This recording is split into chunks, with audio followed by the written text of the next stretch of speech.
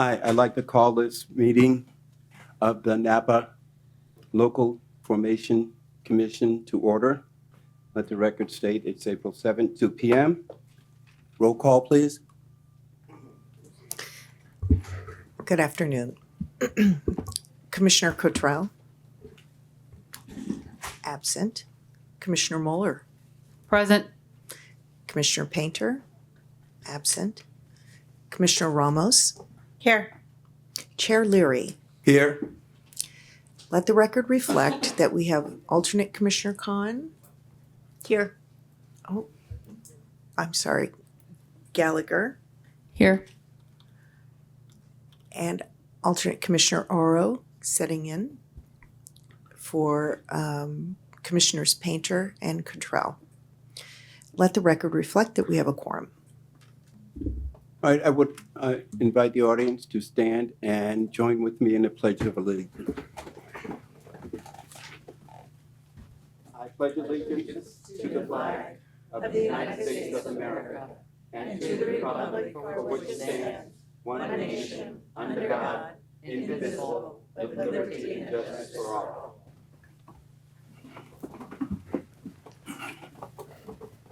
I'm pleased to see we have almost no empty seats.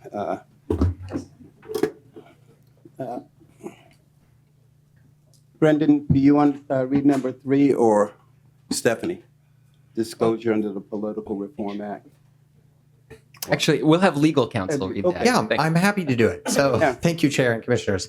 This is an addition based on feedback and a meeting with your policy committee about how to best create a forum for these types of disclosures. There may not be anything to disclose, but this is just a reminder. If there are any conflicts to report under the Political Reform Act or under the Levine Act. And as a reminder, the Levine Act is for political contributions over $500 from a party or participant in the last 12 months.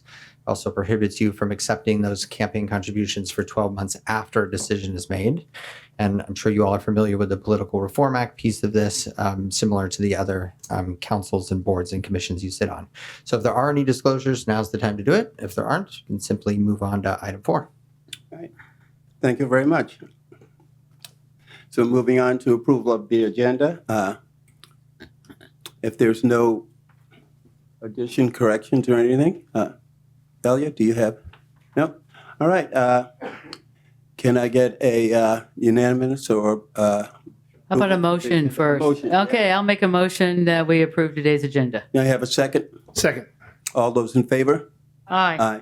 Opposed? None. Let the motion carry. And next, we have public comments. Is there anyone from the public who would like to speak on anything that is not on the agenda? Seeing no public comments, let's move on to consent items. Now, is there any items anyone would like to pull, or can I get a motion to approve the consent? I'll move to approve. Second. All those in favor? Aye. Aye. The motion carries. Thank you. All right, so let's move on to our public hearing. Now, any member of the public may address the commission with respect to this item. So, Brendan, would you like to start with the report? Absolutely. Thank you, Chairman Leary and members of the commission, and good afternoon, everybody in the audience as well. Each year, LAFCO's budget is prepared with assistance from an ad hoc subcommittee, which is consistent with our local adopted policy. This year's budget committee includes Chair Leary and Vice Chair Painter. And a key element of LAFCO's budget is the way we are funded, which is spelled out in state law. Specifically, roughly 95% of Napa LAFCO's revenues come in the form of agency contributions, with the county contributing half of that total amount, and the 5 cities in town, contributing the other half. The remaining 5% of budgeted revenues comes in the form of interest earned on our reserves, and also various fees that we charge related to processing applications. The Budget Committee developed a draft proposed budget with operating expenses totaling $859,000 and revenues totaling $773,950. And that results in an intentionally budgeted shortfall of $85,050, which would position the commission to finish next fiscal year with reserves totaling roughly $350,000 or 40 some odd percent of operating expenses. Of course, it's too early to say how close we'll get to that, but that is all what we expect. And a draft resolution with an itemized budget sheet is included as attachment 1 to your staff report. Notably, the commission did recently amend its budget policy to reduce our reserves target so that it equals 10% of annually budgeted expenses. And so the current version of the budget policy is included as attachment 2 to the staff report. Further, the Budget Committee recommends an approximate 5-year plan to draw down reserves until we reach the 10% target. This will be accomplished through a combination of intentional budget shortfalls and more frequent hiring of professional consultants to help prepare the various studies that LAFCO conducts. So with this in mind, the committee recommends keeping agency contributions at the same level as the current fiscal year, which is to say we are proposing no net increase to the local agencies next fiscal year. With regards to staffing, proposed operating expenses include 3 full-time employees, which is consistent with our current staffing model. That said, the assistant executive officer remains out on extended leave, and there is no certainty we'll have an active assistant executive officer by July 1st. So toward this end, I'm continuing to explore options to fill the ongoing staffing shortfall. And one possible solution is to make a concerted effort to rely more on consultants to prepare studies and perhaps even farm out all of our studies to consultants, which would relieve Stephanie and myself from spending a great deal of time on them when we have quite a bit of other work to accomplish on top of just the studies. So on that note, the proposed budget includes $75,000 under consulting services, roughly half of which will be allocated to the City of St. Helena Municipal Service Review that we've already talked about at previous meetings. And the remaining roughly half of the consulting service amount would be available for other studies, yet to be determined where we would put that. But we have several options to consider. The staff report also covers additional key budget details, which aren't terribly exciting, so I won't spend time covering them during this verbal report. And everyone's here for other items, so in the interest of time, I'll let the commission ask questions if you have any on the other specific details. In addition, the committee agreed to a draft work program for next fiscal year, which is included as attachment 3 to your staff report.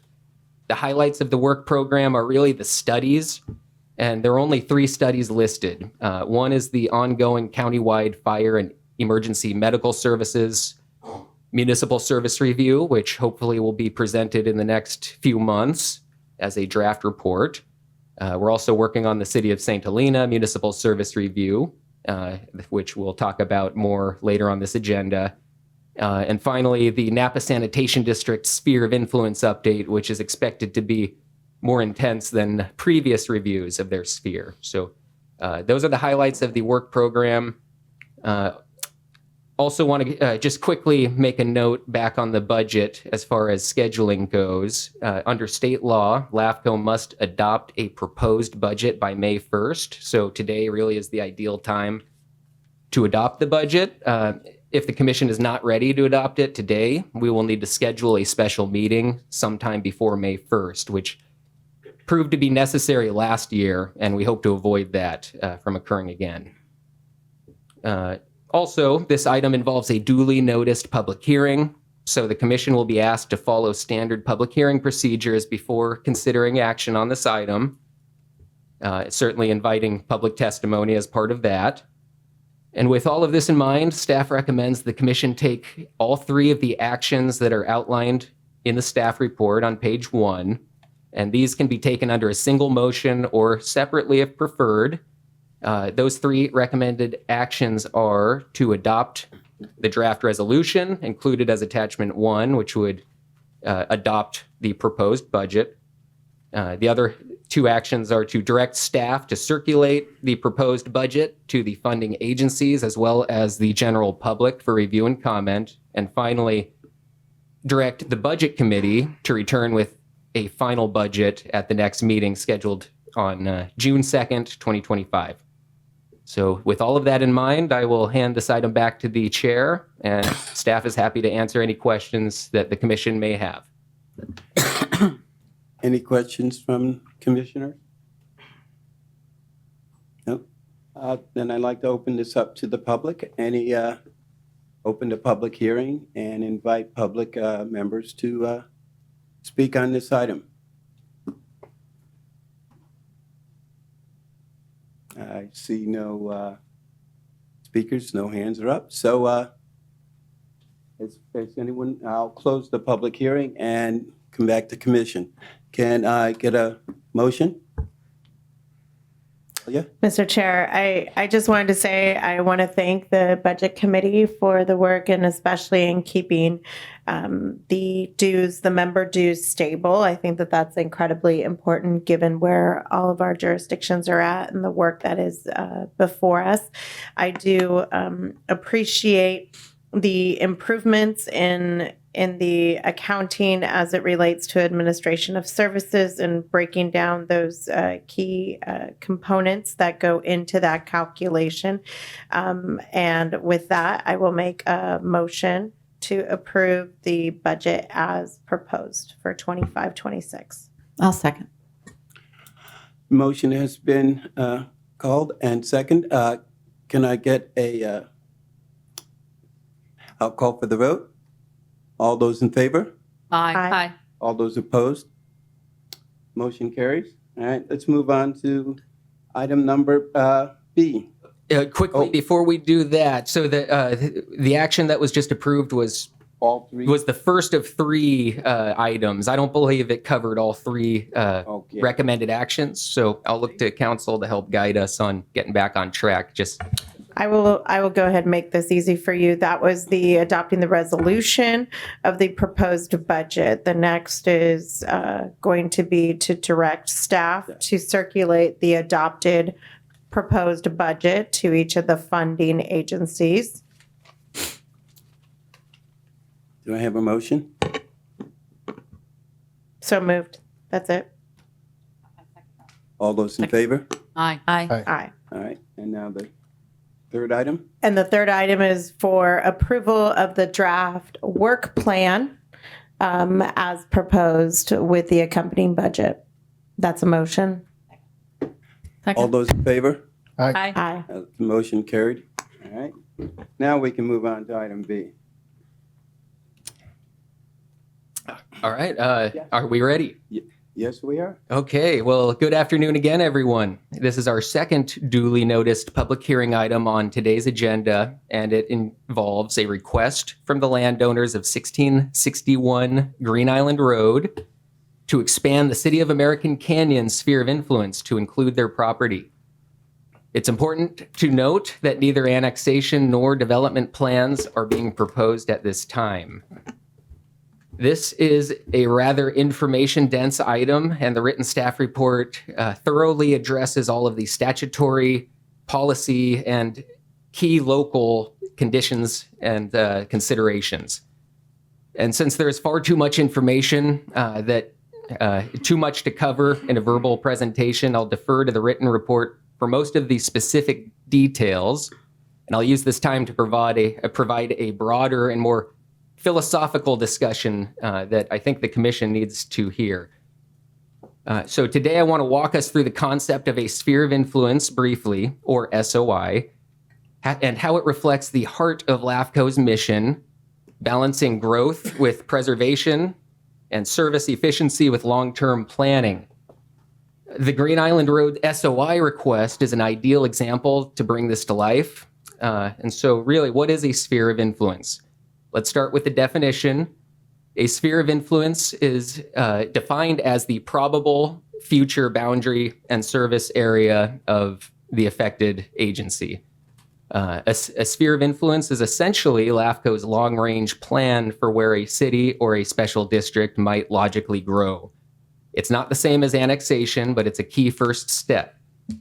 It's about more than just drawing lines on a map as well. It's a policy tool that looks ahead 5 to 10 years and asks, where should urban services go? What areas should cities serve? And how do we do that without compromising agricultural lands, open space, or creating urban sprawl? So when we set an SOI, we're signaling an area that could eventually be annexed and urbanized. That's a serious call.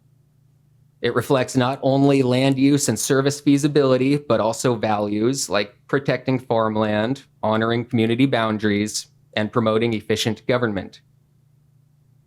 Now, LAFCO, you all on the commission, you sit in the middle of some powerful and oftentimes conflicting state and local interests. Some of the main ones include encouraging orderly development and efficient public services, such as making communities grow in a planned, logical way with access to water, fire, roads, and more. You're also interested in discouraging urban sprawl. We don't want scattered development that strains services. You're interested in preserving agricultural and open space lands, which is a huge issue throughout Napa County. And you're also interested in supporting housing for all income levels, including through smart growth policies, another huge issue in Napa County. So this balancing act means we rarely have a black and white decision. Instead, we're navigating a gray area where policy, planning, and politics all intersect. And so let's apply that to the subject property for this item located at 1661 Green Island Road. The landowners have asked us to include their 157-acre parcel in the City of American Canyon's SOI. On one hand, the land is mostly surrounded by the city and considered infill. Existing land uses surrounding the property are mostly industrial with some light residential uses. The property already receives some city services like water and law enforcement. Also receives fire protection services from the American Canyon Fire Protection District. The previous vineyard on the property failed due to soil salinity, so agricultural viability is in question. And also there is some support from not only the City of American Canyon by way of a signed letter from the mayor supporting the request, but also some key community groups. So you'll see all of the letters. I'll get back to the letters in a moment. Every letter received has been included in your packet or shared as a supplemental item. So I shared some potential arguments in favor of the SOI amendment request, but on the other hand, this property is outside the city's urban limit line, which voters recently chose not to expand when they rejected Measure J in November 2022. Measure J was an initiative on the ballot that was seeking to expand the city's urban limit line and amend its general plan to contemplate land uses for the property. Further, the county general plan still designates the property as agricultural and open space and has raised concerns in its letter, which is part of your supplemental packet. It's supplemental item number 2.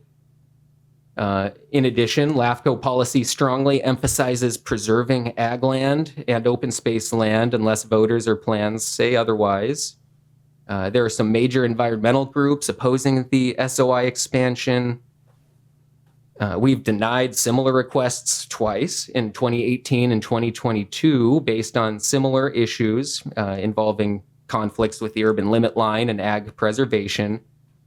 Last but not least, Napa LAFCO received the prestigious Mike Gotch Agricultural Preservation Award in 2023, just 2 short years ago, for our denial of the previous SOI amendment request involving the same property. So a lot of context to this one. Now, going back to the topic of groups taking positions, all letters, as mentioned, All letters received prior to today's meeting are included in your packet or were subsequently circulated after the packet went out.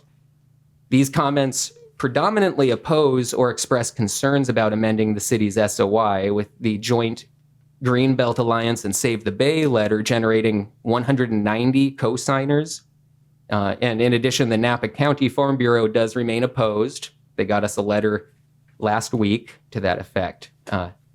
Now, one key factor that has changed since the prior SOI request was denied is that now the city formally supports the SOI amendment by way of providing a letter signed by the mayor.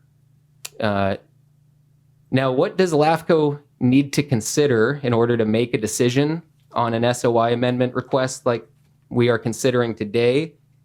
Well, we are legally required to look at present and planned land use, need for public services, capacity of those services, social and economic community connections, and any disadvantaged communities.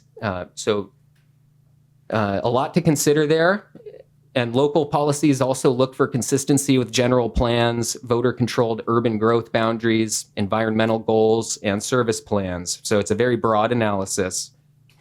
So in closing, SOIs are powerful tools that signal future urban growth, but they're not promises. Our role at LAFCO is to ensure that growth is planned, responsible, and in the public interest. The Green Island property reminds us just how nuanced these decisions are, balancing the city's desire for economic development, the landowner's rights, voter-approved limits, and the county's long-term vision for agriculture and open space. So whatever direction we go, we must stay rooted in our mission, efficient services, orderly growth, and protecting what makes Napa County special. All of this suggests that the commission can take any of the possible actions on the SOI request and find good reasons to do so. The staff report is written in a way that does not provide a direct recommendation from staff, as there are fair arguments on both sides of this one. That is why there are 2 draft resolutions prepared by staff for the commission to consider. Attachment 1 is a draft resolution that would approve the amendment to the SOI, and attachment 2 is a draft resolution that would deny the request. If the commission chooses to approve the request, it should be noted that LAFCOs do have broad authority to condition our actions to require certain items be satisfied before the SOI amendment is in effect. And the written staff report includes several examples of potential conditions you may want to consider, but by no means is that an exhaustive list. So you may come up with your own, or you may want staff to do additional research for you to come back with more options. All of that having been said, it does appear that concerns regarding loss of agricultural and open space lands, and also recognizing the will of the people in rejecting Measure J in 2022, for staff, that outweighs the benefits related to the logical, orderly boundaries and efficiency of government services, at least for this property at this time. But the commission may see it differently, and staff would not take offense. Staff recognizes this is a tough one, and you're going to make a judgment call on this one. So now the applicant has prepared a PowerPoint presentation and is hoping to share that with the commission and the public today. And so after that, the item will be turned back over to the chair, and the commission will be asked to follow the public hearing procedures and consider taking one of your possible actions. Staff is happy to answer any questions along the way. And so we'll turn it over to the applicant. We have Mr. David Gilbreth in the audience, and whoever else may, I believe, and your assistant will be doing most of the talking, I understand.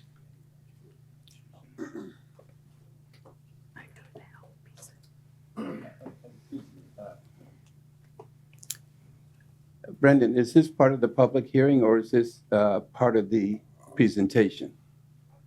I believe it's part of the presentation, but I'll look to council. There may be something I'm missing. You can wait until after this to open the public hearing, if that's the question. All right, thank you. Thank you, I appreciate it. Good afternoon, Chair Leary and members of the commission. I'm Andrea Matarazzo. I'm a land use and environmental attorney representing the applicant. And we appreciate the opportunity to speak with you today about why, from our perspective, the balancing and the judgment call weighs in favor of approving the SOI amendment. And so I'm going to provide an overview of the reasons why we think this makes the most sense. David Gilbreth also will provide additional detail and answer questions, as there is quite a bit of information, as Mr. Freeman indicated. If I could have the next slide, please. So I'm sure that you're all very familiar with the property that we're talking about, but just to orient everyone, this is an aerial from Google Maps that shows 1661 Green Island Road and its proximity to the city boundaries and the Napa River.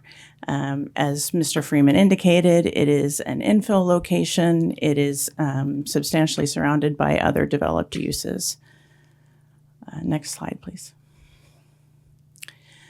This just further elaborates on that point. The blue areas indicating the current city limits of American Canyon, and the red areas indicating the American Canyon Fire Preservation District.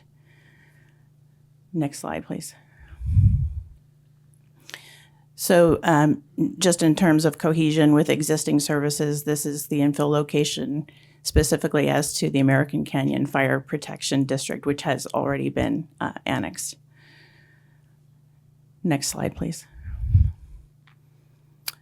The gray and white buildings that you can see underneath the red hatching are industrial and business park existing uses, again, reinforcing the location of the property as a logical extension of current city limits. Next slide, please. The city circulation plan includes Devlin Road expansion that contemplates service connection to the airport specific plan, transportation improvements, and again, logically address the subject property. Next slide, please. This is a further illustration of that point regarding widening the road reconstruction and widening project designed to serve and connect this property to the Devlin Road circulation system. Next slide, please. So in our view, on balance, the request clearly promotes orderly growth. It discourages urban sprawl. We believe it preserves agriculture and open space, and encourages efficient, sustainable public services and considers regional and community needs. And I'll go through in just a little bit more detail why we believe that all of those factors weigh in favor of approval. Next slide, please. So the Cortese-Knox-Hertzberg Act and LAFCO's policies, as Mr. Freeman laid out, give LAFCO the sole responsibility and the discretion to balance the various factors that may weigh for or against approving the sphere of influence amendment. And it's a balance that is to occur in light of the totality of the circumstances and based on present and future needs. And we believe that the circumstances as they're presented to you today are different from the circumstances presented in 2022, and that in light of the current totality of the circumstances, the balance tips in favor of approval. Next slide, please. Again, not to belabor the point, but a classically infill property adjacent to existing industrial and business uses, substantially surrounded by the city. It's essentially a missing piece of the puzzle, and the Napa River boundary eliminates the potential for sprawl. Next slide. As to the preservation of agriculture and open space, we've provided expert opinion repeatedly that confirms the lack of sustainability of agricultural use on the property. Soil and water demonstrate that there's excessive soil salinity. The vineyard died and was completely removed. That was predicted. It happened. No dependable water source for agriculture on this property. And the the sphere of influence amendment will actually promote agriculture by protecting other truly sustainable agricultural lands. Next slide, please.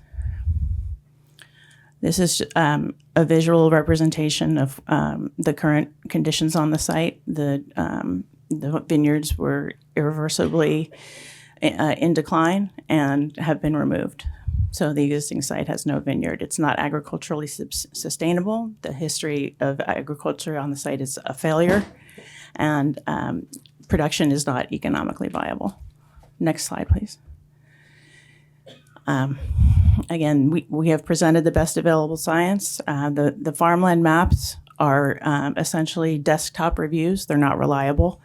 Current scientific soils analysis and water availability clearly show that agriculture is not viable. The Farm Bureau's letter, with respect, I believe, is wishful thinking about this property. Next slide, please. We've also demonstrated that open space and biological resources will not be significantly affected. Professional, very highly respected biologists have been out to the site more than 10 times over the last 6 years, and they found no evidence of special status species on the property. That includes special status birds, which lack, the site lacks the types of food sources and protein sources that would be necessary to support those types of birds. And if the city eventually at some point were to determine that it wanted to evaluate the site for some potential development, formal biological surveys would be required to ensure confirmation of those facts and to ensure that impacts would not be significant. Next slide, please. As to public services, this city already currently provides all essential public services, or they are available from the City of American Canyon and the American Canyon Fire Protection District. The staff report recognizes that no additional public facilities or services are needed within the affected territory in the foreseeable future. Consideration of regional and community needs also favors balancing in favor of approval.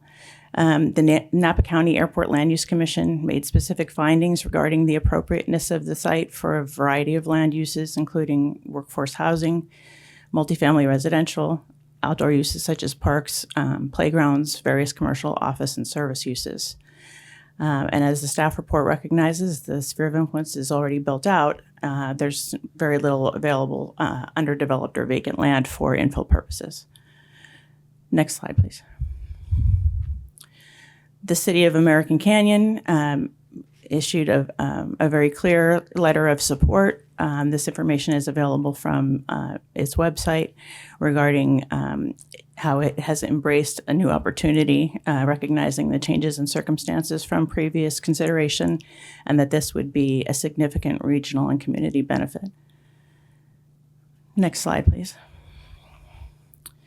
Regarding the urban limit line and previous considerations regarding whether it can or cannot be changed, I won't dig deep into the legal considerations here, but in our view, any attempt to limit the decision maker's authority and under the present circumstances is unlawful and void.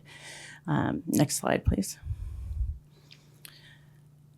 So as to significantly change circumstances, the annexation of American Canyon Fire Protection District, the Airport Land Use Commission's findings of compatibility, new strong support from the city, no opposition from the county, and I will recognize the county's letter in which it expresses concerns about continued consultation and making sure that it's involved in any evaluation of the property for future land uses. We certainly recognize that that's important. It will happen as part of the process. So acknowledging the comments in the county's most recent letter. And again, as to agriculture, the science confirms that it's just not agriculturally sustainable. Next slide, please. Measure K, there's been some assertion that Measure K makes development immediate and ministerial. That's just not not correct. There's no project. There's no land use decisions being made. As Mr. Freeman pointed out, this is not an annexation. This is not a project. The city will view, if the sphere of influence amendment is approved, the city will carefully review appropriate uses through a separate and complete process. So again, just a summary here of our reasons for why we believe that the balance tips in favor of project approval. We think that the evidence in light of the record is ample. Agree with Mr. Freeman that there are a lot of good reasons to approve this, and we think that those reasons far outweigh any reasons that there might be not to approve. Also, just want to, I'm not going to go through this in detail, but just also want to point out that in our package, we provided attachment A, the letter from Monk and Associates, the professional biologists regarding biological resources. So you have that information for your reference as well. And I'd ask Mr. Gilbreth to provide his additional remarks.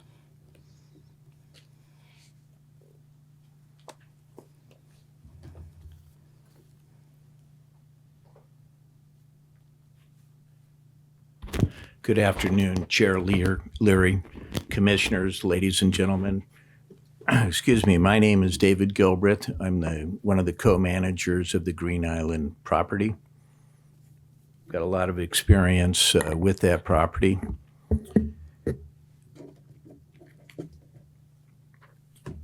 And basically, if you look at all of the facts, in my view, this is not as challenging a decision as some people might think. There's no question in my mind that it is an infill piece of property. If you look at the maps, that's what it is. It's a missing puzzle piece. If you look at the provisions of services, the county has never provided any services, cannot, and all of the services are either provided or available by the city.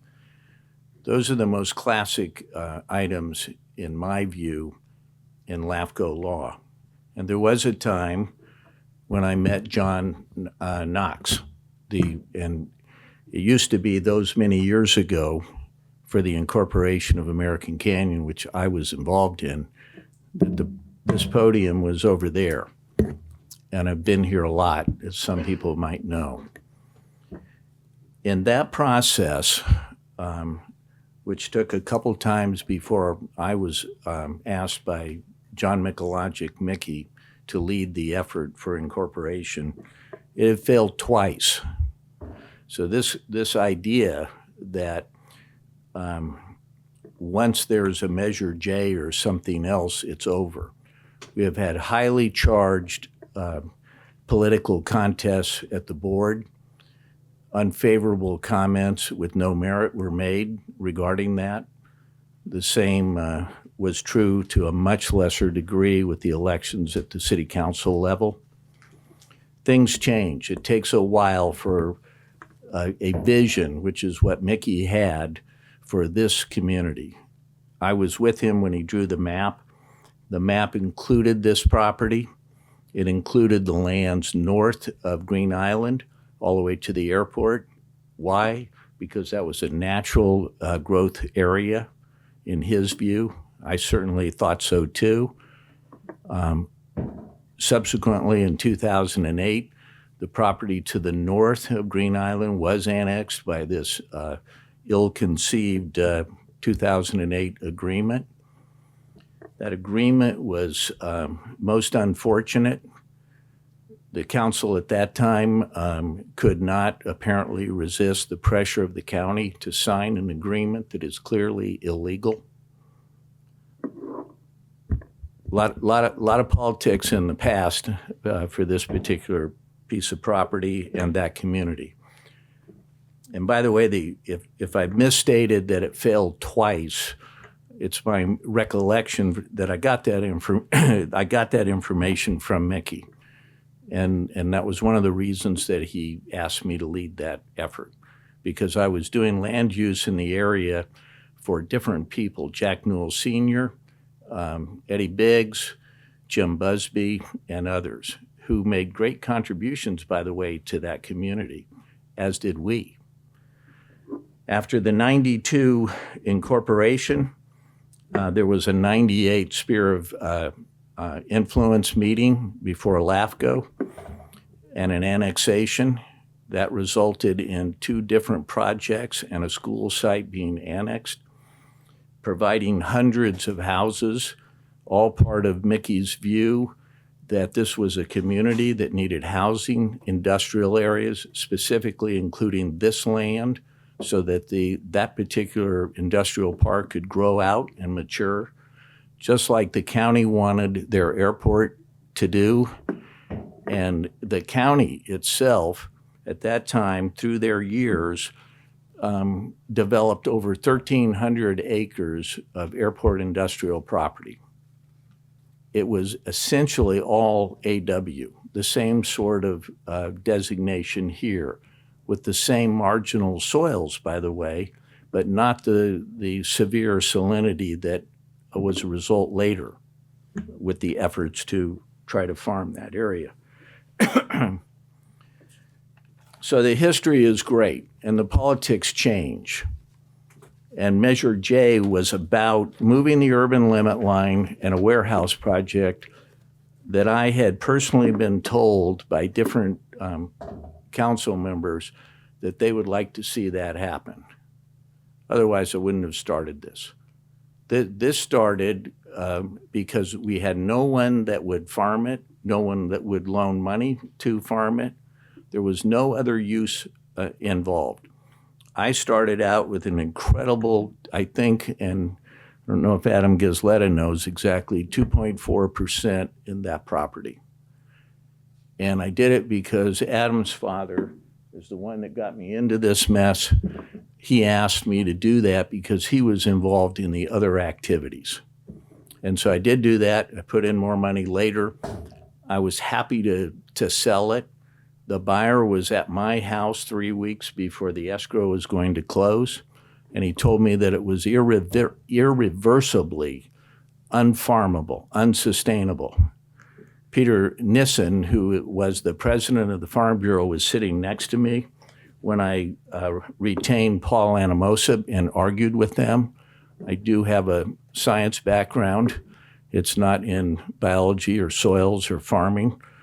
It's a little bit of calculus, chemistry, and physics, and I thought they were crazy. I thought this thing could be farmed because I went out there and it was green to some extent here and there. Peter Nissen turned to, when Paul gave his opinion, this is a little frustrating to see later Peter say something different, and I hope he hears me now. I turned to Peter because I knew him and he farmed the Gisletta property, where they really grow grapes. And I said, Paul has just said this is in a death spiral. You're a farmer. What do you think? And he said, well, we follow his advice. If his analysis shows that, then it's not sustainable for agriculture. Despite that, the Farm Bureau in the turmoil of politics and hit pieces on a lot of nice people on the board decided to shout from the top of the buildings that, oh, it's sustainable. You can farm it. And it did die, just as they predicted. Same company, and it's not up here right now. If you have it, I'd like to see you put it up there. We had that company come out just in the last 3 days to take another look at it, the Soils and Vineyard. I think it's in the packet somewhere. I hope it is.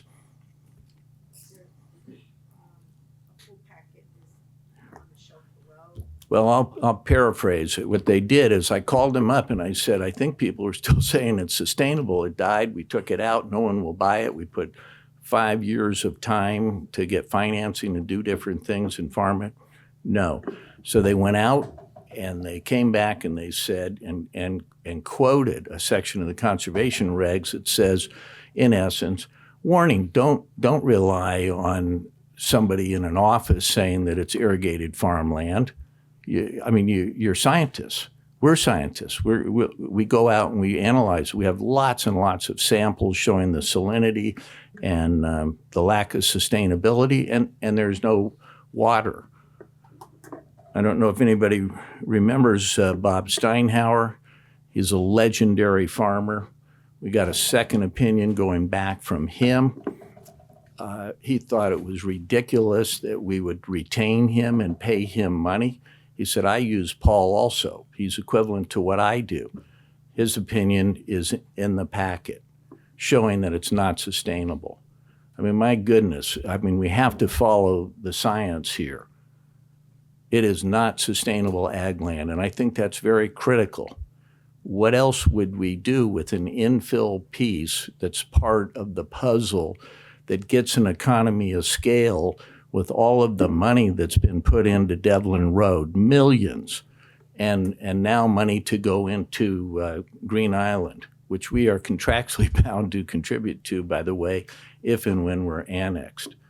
This is so classically infill and with services.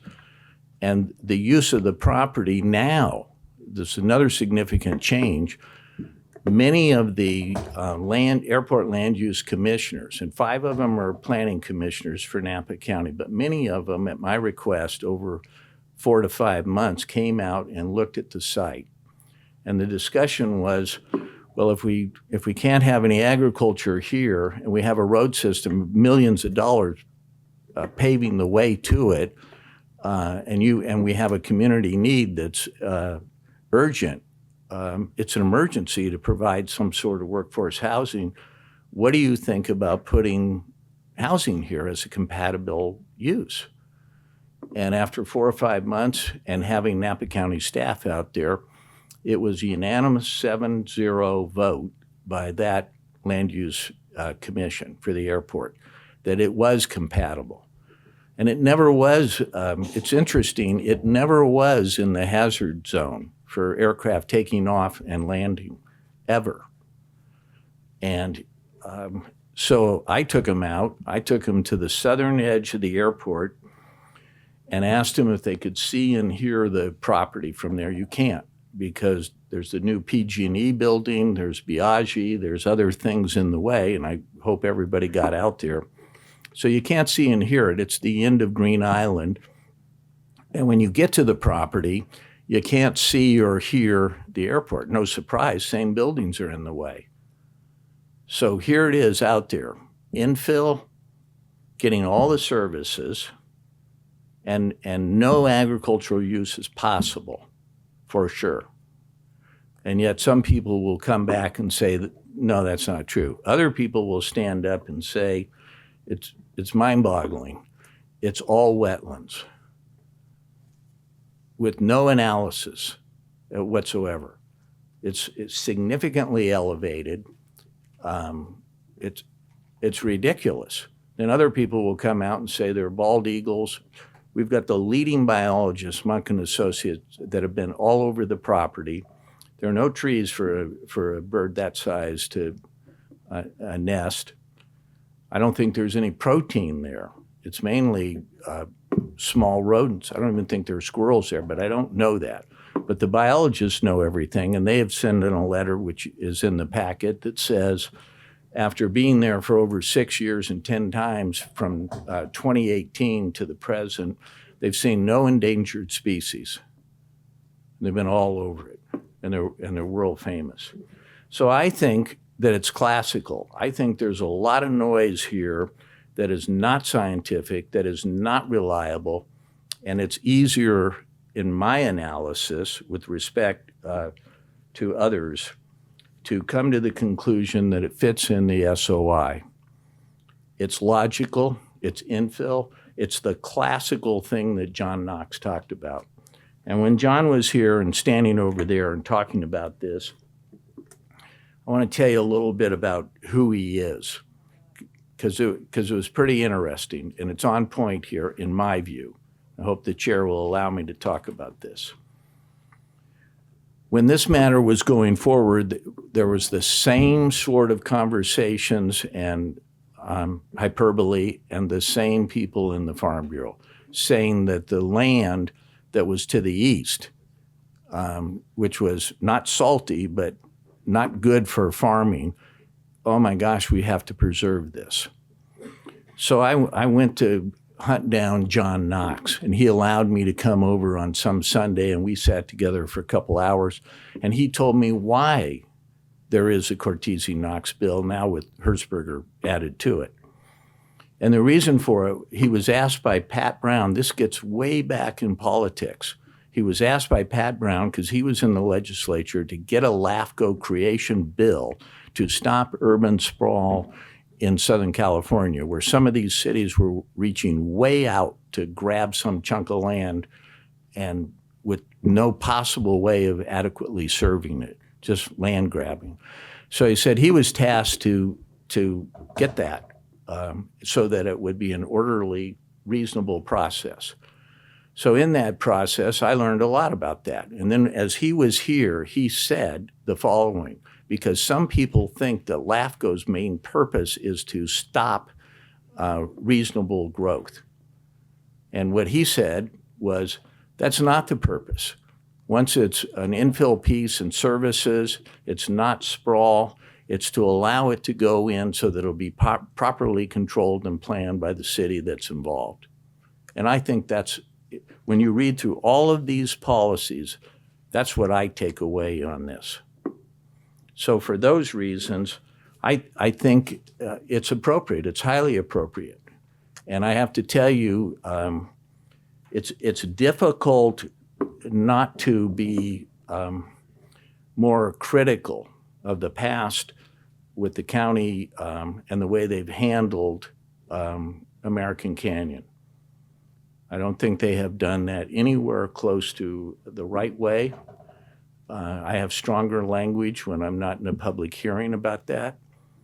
I think they could have, should have done a better job, and they didn't, keeping things constrained every step of the way. It's not a proper way to do it.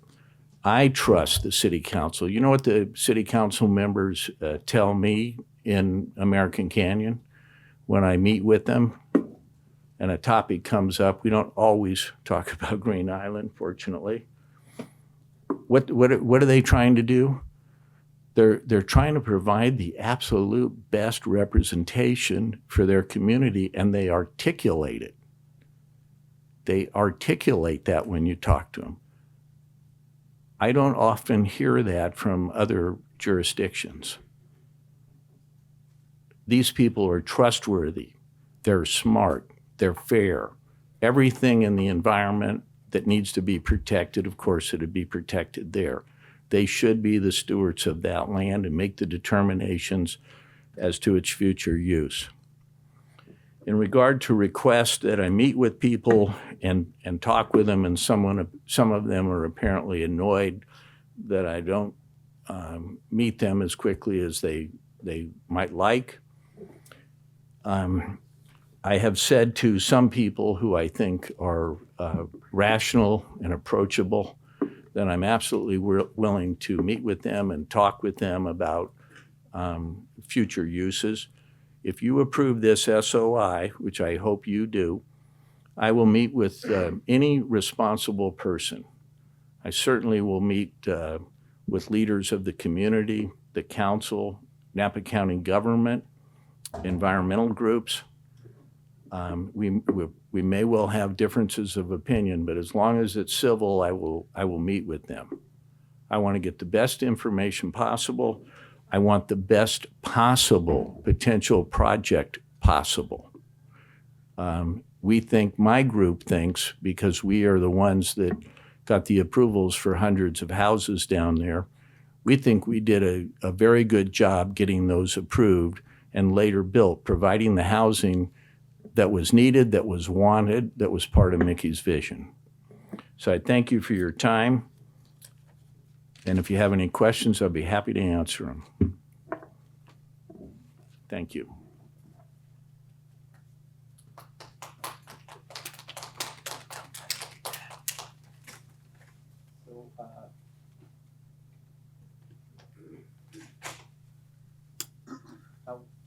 How would the commission like to proceed? Should we open public hearing now? And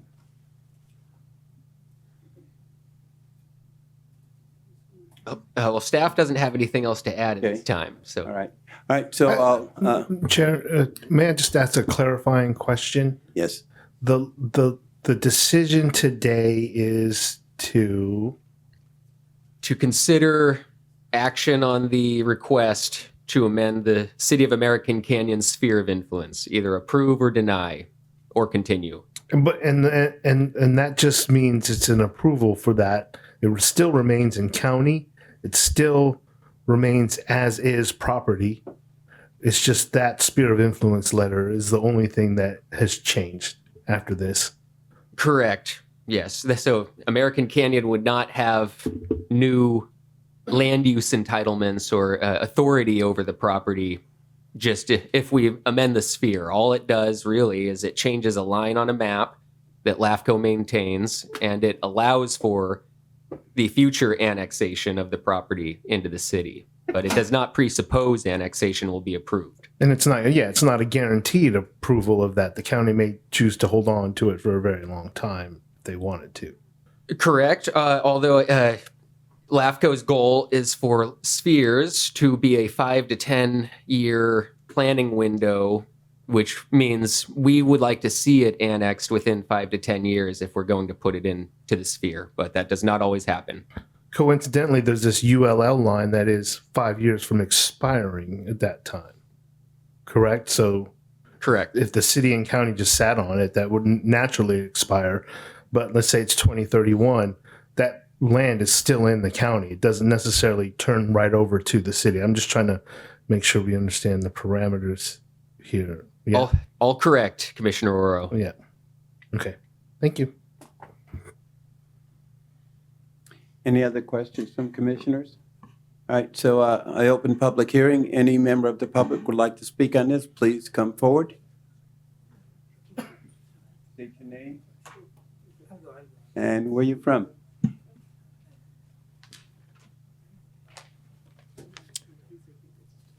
Good afternoon, LAFCO commissioners. My name is Nick Cheronich. I'm the chair of the Napa Sierra Club Executive Committee. I'm here today on behalf of more than 2,000 members and supporters in Napa County to respectfully urge the commission to deny the City of American Canyon's request to expand its sphere of influence. And we have four main concerns. First, the affected property at 1661 Green Island Road is 157 acres of undeveloped open space. The county general plan and zoning prescribe a minimum lot size of 160 acres for agricultural and open space uses.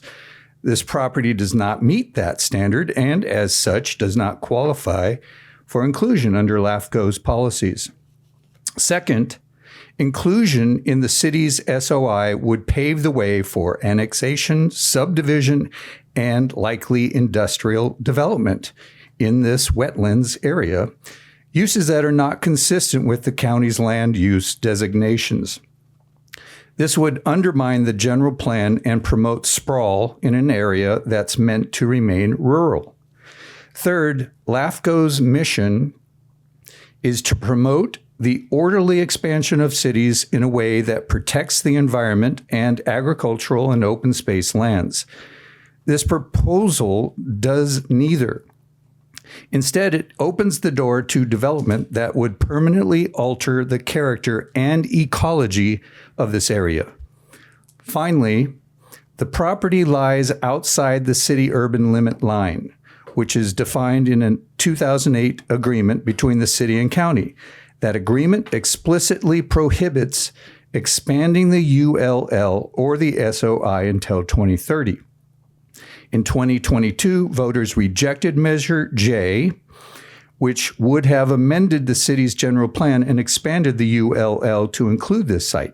That vote reaffirmed public opposition to expanding into this area. We believe it would be inappropriate to override voter intent and existing agreements at this time. This request seeks to circumvent established policy and the public process, and it should be rejected. Thank you for your time and consideration. On behalf of the Sierra Club, we respectfully urge you to deny this request and help protect Napa County's open space and cultural heritage.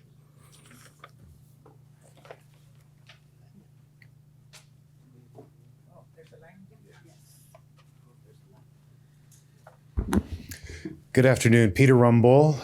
It is a pleasure to be here on behalf of the Napa Farm Bureau. You have our letter of opposition, which is consistent with our opposition from 2018 and 2021, and we believe consistent with the voters of American Canyon in 2022. With respect to the applicant and to the technicalities of what this request and decision are, we remain opposed. We believe it would set a real dangerous precedent for agricultural land in Napa County. And the simple fact that infill development is technically possible does not necessarily mean it should happen on this land. So respectfully, again, bring forward our opposition. Thank you.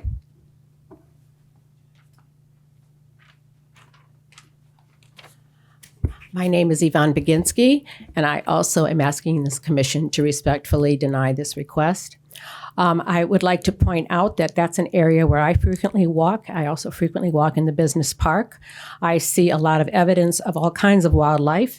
This last Saturday, we walked the park and we saw mule deer and we saw river otters and we saw beavers and we saw evidence of coyotes. We also saw 30 different species of birds. And yes, there are bald eagles living at the mouth of the Napa River, and they have been verified on ebird.org if you want to take a look at that. The words that when somebody goes down there and looks for animals, you can't just find them on the one day that you're there. So 10 visits in 6 years does not mean you're an expert on the wildlife in that area. We are in the 6th extinction. You read about it, and we're all sickened by it, and yet we continue to worship the golden calf of economic development by stripping away any and all remaining wildlife habitat. Without a home, these animals have no place left to go. When I was walking this last Saturday, I looked up and streaked across the sky early Saturday morning was a migrating V of geese. There were thousands of them, taking up most of the sky from the north to the south. The geese were flying west, one V after another. I had an Audubon Society member with me, and they told me those were the geese that were leaving the Sassoon Marsh and flying over to the American Canyon wetlands to pick up another group of geese where they were then going to head north to the Arctic. You didn't see any of these geese. I was there at daybreak, and it was 7:30 in the morning. Altogether, they figured there were 5,000 geese on their way to the American Canyon wetlands. When they go to the wetlands and they rest and they eat and they pick up, if you put that business park or that housing or anything in that area, those birds are going to have no place left to live. It was truly an amazing sight for me to see that. And except for the movie Winged Migration, I had never seen anything like this. I know that most of you haven't seen this, but I want you to know that that'll become even less so if we take away the lands they're using now. American Canyon has no conservation site for environmental mitigation. South Napa County is also ramping up for more economic development, and developers are moving forward to strip away our remaining grasslands and cementing over whatever's left. You have the letters, the appeals, and all the reasons not to allow this property into a sphere of influence, because the ultimate goal is annexation, rezoning, and building. These 157 acres, I recommend we let them be. Please. Those 5,000 geese, they need a place to land, to rest and eat so they can finish their journey. Please consider an alternative, a conservation easement. We can apply for funding through Proposition 4, which California voters passed last year. Let's make a fair assessment of that property. Let's determine its value, and let's offer to purchase it so we can do what's right for the land, the people, and the geese. Thank you.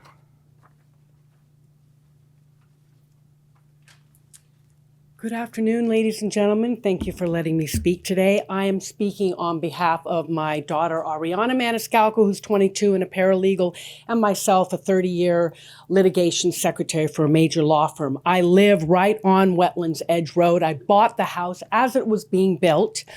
I have a beautiful view there right on the wetlands edge, and we are deeply concerned and disheartened to witness the potential overturning of the people's vote on a matter of such critical importance. The proposed development, which seeks to interfere with the heart of our precious marshlands, nature reserves, and residential areas, threatens the very essence of what makes American Canyon a unique and cherished community. Our wetlands and wildlife are not just environmental assets. They are part of our identity and heritage, attracting visitors from far and wide who come to experience the breathtaking beauty and serenity of our natural landscape. This land is not merely a resource for development, but a sanctuary for both nature and the people who hold it dear. The thought that such an irreversible decision might be made despite the clear will of the people in 2022 is deeply troubling. It is imperative that we, as a community, prioritize the protection of our environment over corporate interests, short-term gains, and greed. I urge the City Council to reconsider this proposal and honor the vote of the people. Let us preserve the nature, beauty, and ecological integrity of American Canyon for future generations. Our wetlands and wildlife deserve better than to be sacrificed for the sake of unchecked development. Please do not allow this to happen. Thank you very much for hearing me.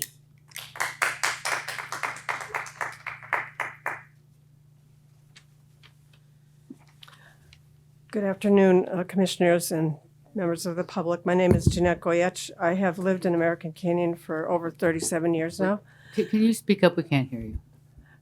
My name is Jeanette Goyech. I have lived in American Canyon for over 37 years now, raised my family here, and enjoyed living in American Canyon, and witnessed all the changes, some for the better and some not so much. But overall, it has been a good place. Today, I'm speaking in opposition to expanding the City of American Canyon's sphere of influence.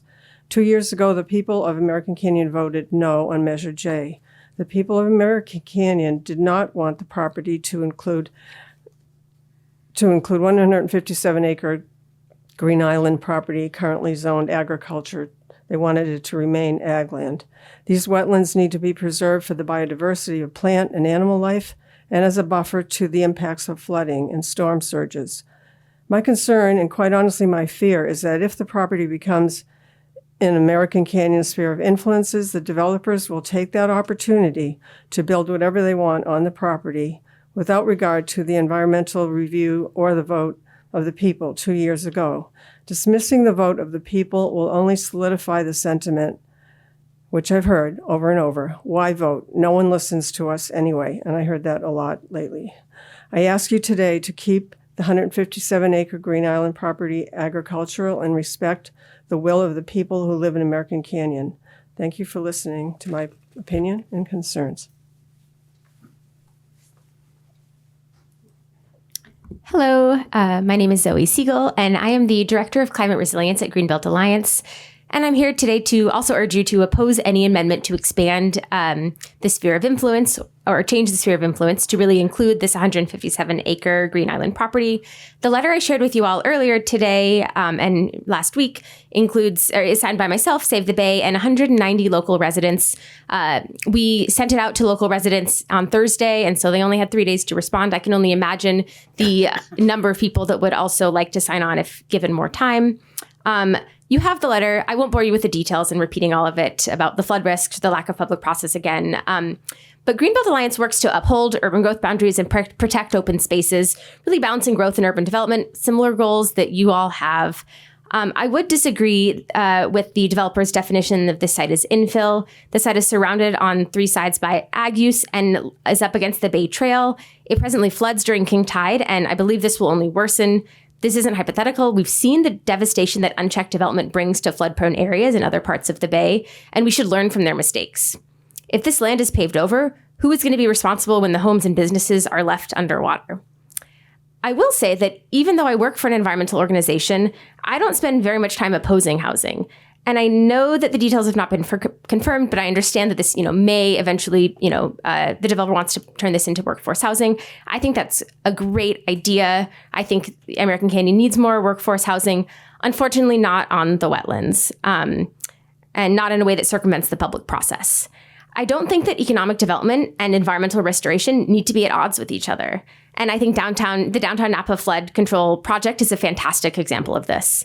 I'm cognizant of the fact that the developer has worked really hard on this project and, wants a return on investment. That seems like a very reasonable thing to want. And I would recommend that Napa County applies for a priority conservation area grant through MTC to provide funding to permanently protect this land and financial compensation for the current owners.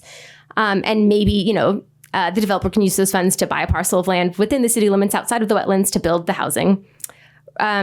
Right now, there's no official zoning change on the agenda. I understand that, just to vote to start the process. But once you open the door, it's going to be much harder to close. And any future hypothetical annexation could lead to development that does destroy habitat, increases flooding risks, and leaves the residents paying the price for decisions made today.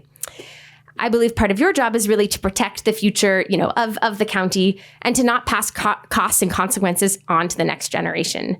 You have an opportunity today to stand with the people and make a decision that safeguards the community's future. Please do the right thing. Thank you.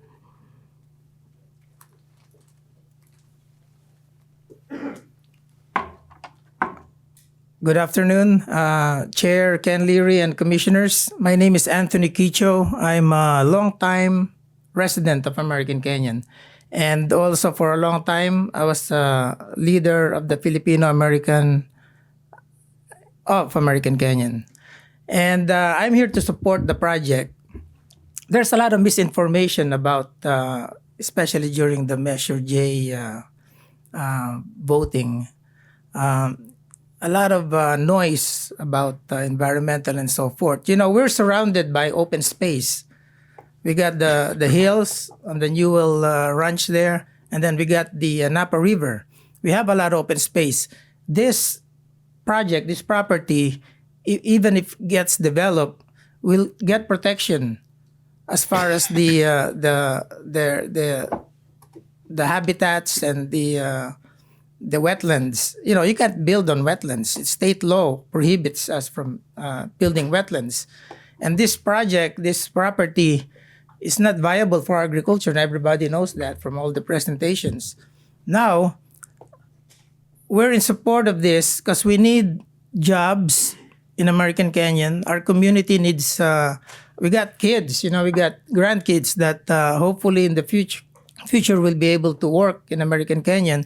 And also, maybe we can get a facility there for sports and cultural activities. We need housing, especially for seniors. All of us are getting old. I'm one of them. I've been there for a long time, and I'm getting old, right? I don't look old, but I'm really old. So anyway, I hope you approve this request. I respectfully ask for your support, and I know I appreciate the concerns of other folks here who just spoke. And, we do have real smart people in American Canyon, especially our leaders there. They're all smart. They know what's good for our community. And if you don't live there, just leave us alone. Thank you.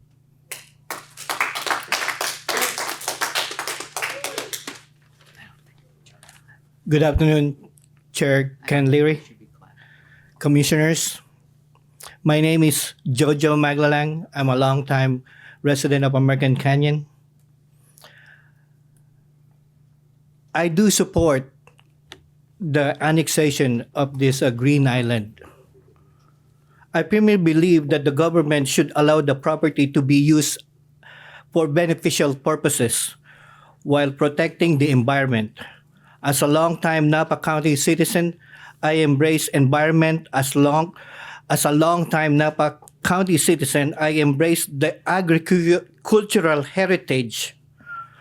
And if the land was agriculturally sustainable and located in a rural setting where public services are unavailable, then I wouldn't support the application. But the opposite is the case here. The agriculture is not viable on the property and it's surrounded by urban uses. For this reason, I respectfully request that LAFCO, consistent with the City of American Canyon letter of support, approve the application. Thank you for your consideration of this application and that only potential to the benefit of the community of American Canyon. Thank you.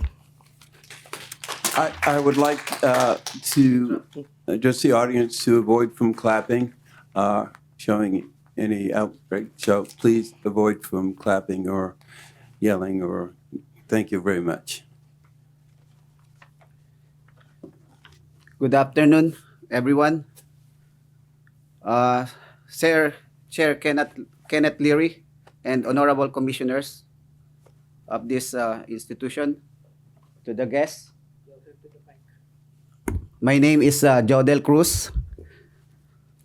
I'm the current president of Filipino-American Association of American Canyon. I live more than 2 decades in American Canyon. I started my career working as a registered nurse here in Queen of the Valley. I have 4 kids, and I saw the community of American Canyon, how it grows. I raised all my kids here, and I deeply care about our community here in American Canyon and want to ensure we have a sustainable future environmentally, agriculturally, and in terms of jobs, housing, and related community benefits. I firmly believe that the application is in the best interest of our community because it will let the city decide how the property could be used to promote the public welfare.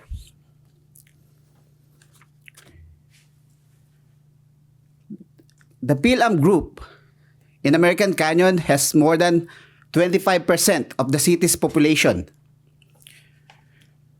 PLAM strongly supports the Green Island application for Napa County LAFCO to include the Green Island property, which is the 1661 Green Island Road in American Canyon, within the sphere of influence of the City of American Canyon. Logically, geographically, all is in order, and only the city can thus provide public service to the community. This just makes good sense or good common sense. In our view, the property should have been included in the city upon its formation way back in 1992. We believe that by approving the application, the property can be evaluated for appropriate land use, while the city will have full control over this process. And while there is no project, we believe the potential benefits of the application could include open space, recreation, and jobs, most especially to the City of American Canyon community or people and other close cities, and Napa also.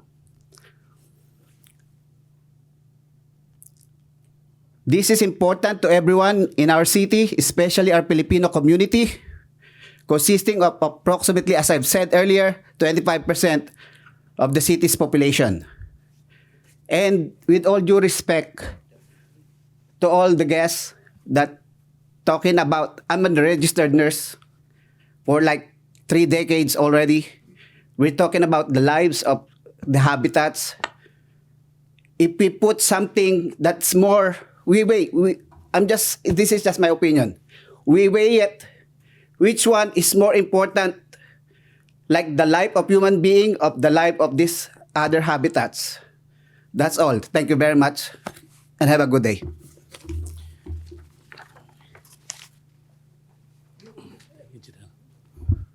Good afternoon, everyone. My name is Abe Marapao.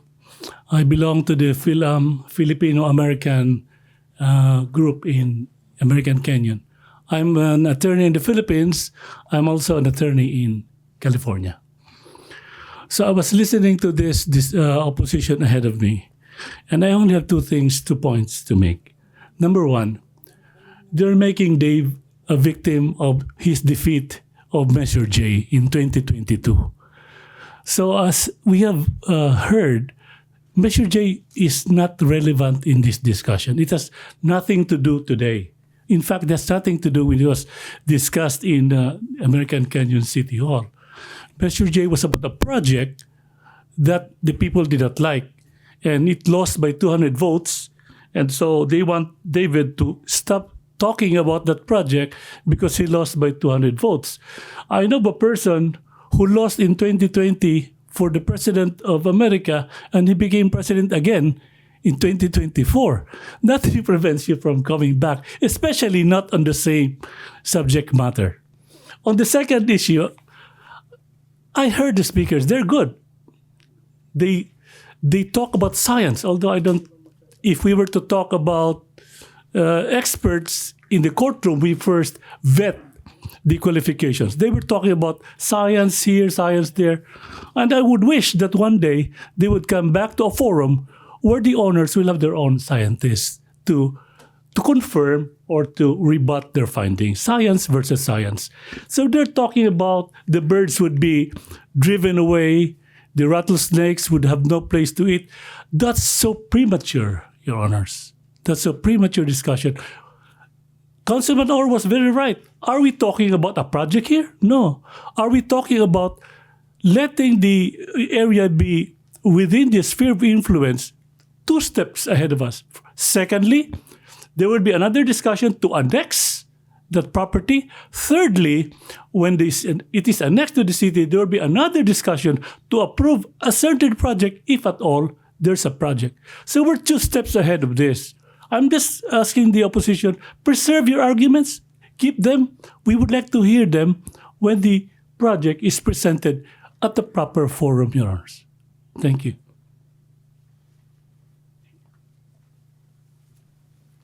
Good afternoon. My name is Joey Palma from American Canyon. To the Napa County LAFCO Chair Kenneth Leary and all the distinguished commissioners. I speak in support of the Green Island Property Sphere of Influence, the amendment, the application for the following reasons. I call it 3L. First L is location. It is within the American Canyon, bordered with 3 sites. We provide services on that area. Number 2, L is logical. It is but logical for the city of American Canyon to decide appropriate land use later, as the state of the property has failed significantly as a vineyard into a more compatible use later on. And another L is the local government. The local government of the city of American Canyon can look upon this property as a press opportunity in the future to engage our own community by carefully evaluating the future uses of this property. It is consistent, it is efficient, it is valuable. Mr. Chair and the rest of the distinguished commissioners, I respectfully urge you to approve the SOI agreement application because of its location, because it is logical, because of the use of the local government for most viable project, press opportunity for the future. Therefore, I respectfully request the approval of this application.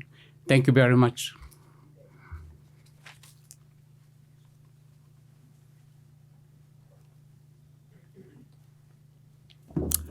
Chair Leary, Chair Commissioners of LAFCO, I'm Peter Nissen, reside in Calistoga, representing Napa County Farm Bureau. As our CEO, Peter Rumble, said earlier, we are still opposed to including the Green Island Vineyard property in the sphere of influence in the city of American Canyon. And I wanted to respond to David Gelber's comments about the response I had when Paul Anamosa gave his report, and I read it. And if I recall correctly, that report evaluated the viability of wine grapes on that property. It didn't evaluate any other agricultural products or commodities. So I speak to you on the alternatives of agriculture within that property, whether it's pasturing. There are certain salt-tolerant grasses for hay. So there are other things in our county that are agriculture outside of wine grapes.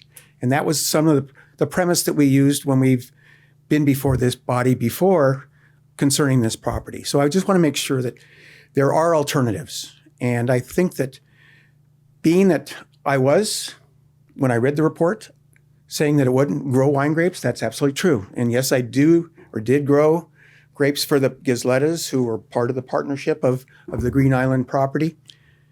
But I think that going forward, there's a strong and a scary situation if you set a precedent of including this into the sphere of influence in the American Canyon.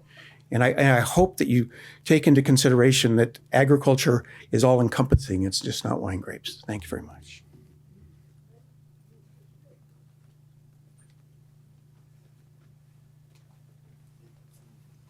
Hello, Mr. Chair and members of the board. This is my first time at an event like one of these, so thank you all for your time. Hello, Stephanie. My name is Connor Wesson, and I'm a member of the Napa community here in Napa. And I recently moved away from home for college, actually, for about 6 years, and pursued a degree in documentary filmmaking and broadcast journalism at the renowned Chapman University in Southern California. And I bring this up because I decided to wield the camera, as I was doing here in this room, to advocate for the species on our planet, unlike our own, who don't speak our same language. And species like that live on this piece of land here that has been deemed as infill, which I have to admit, I kind of took personal offense to that statement because naturally we all have homes. These animals have homes. And imagine if your home was deemed infill. That would be quite unfortunate. And I do think that it is relevant to have a discussion about how 10 visits in the span of 6 years is not enough to really deem whether there are truly endangered species present. Globally, biodiversity has seen a 73% drop since 1970. Looking around this room, we were mostly present for that year, and I'm glad for it because we've all seen a lot of change in our lifetime, and I hope that for your children, for your grandchildren, for their grandchildren, we can all make the right decision here today for the community of Napa County, American Canyon, and the wildlife that we are neighbors with day to day. Thank you.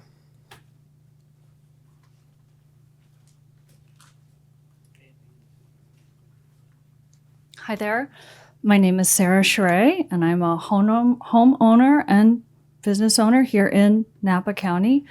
I was at the American Canyon council meeting, and I've tried very hard to listen to everyone's opinions and the different.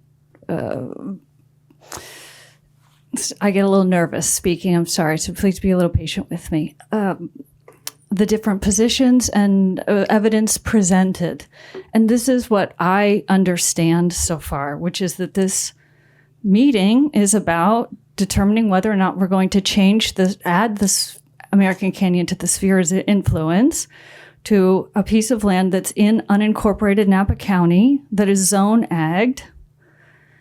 And that is through due process, voter approval, various stakeholders coming together, and everyone deciding that there's going to be different boundaries on urban growth, agriculture, residential, mixed use, and that the lines are drawn where they're drawn.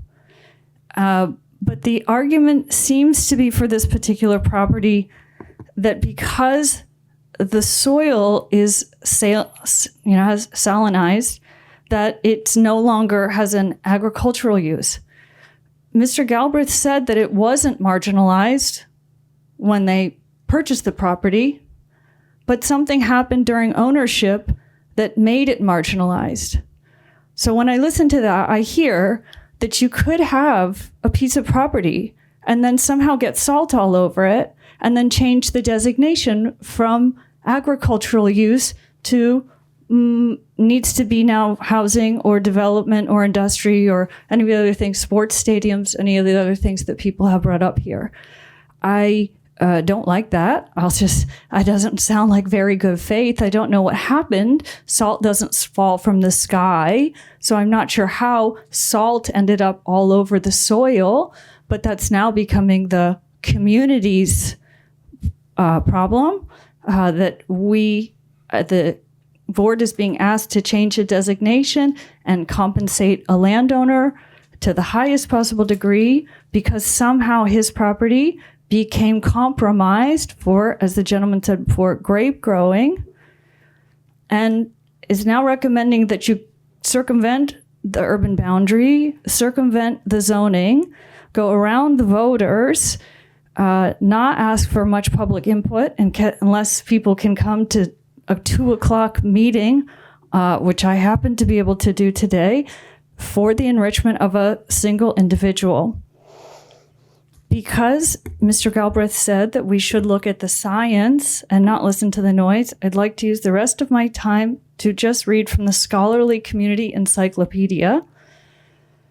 The sustainability of agriculture without a compromise of environmental quality, agro-ecosystem functioning, and biodiversity protection are all key challenges in today's agriculture.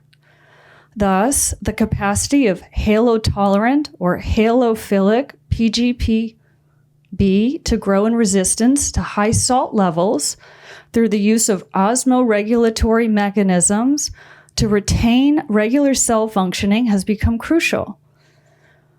This is happening all over the world, as this article is talking about. This is not the only piece of property in the world where there's salinization. There apparently are things you can do. Salt, moreover, for the restoration of saline soils, phytoremediation may be a cost-effective solution. Salt-affected soils can be restored by increasing the nutritional content of the soil and the quantity of soil organisms. An organic amendment to saline alkali soil can boost the development of salt-tolerant plants directly or indirectly. The ability of biochar manure compost to relieve salt stress in soils has also been established. This goes on to talk about how salinization can be remediated, and this land, though it has been presented as having no agricultural value, I don't know that that is the complete truth, the whole truth, and nothing but the truth. At the end of the day, this is a question about sphere of influence and whether LAFCO is going to take the sphere of influence effectively away from the county and away from the voters and give it to American Canyon with a 5 to 10 year horizon line to develop the land. I think that's all. Thank you very much for your time.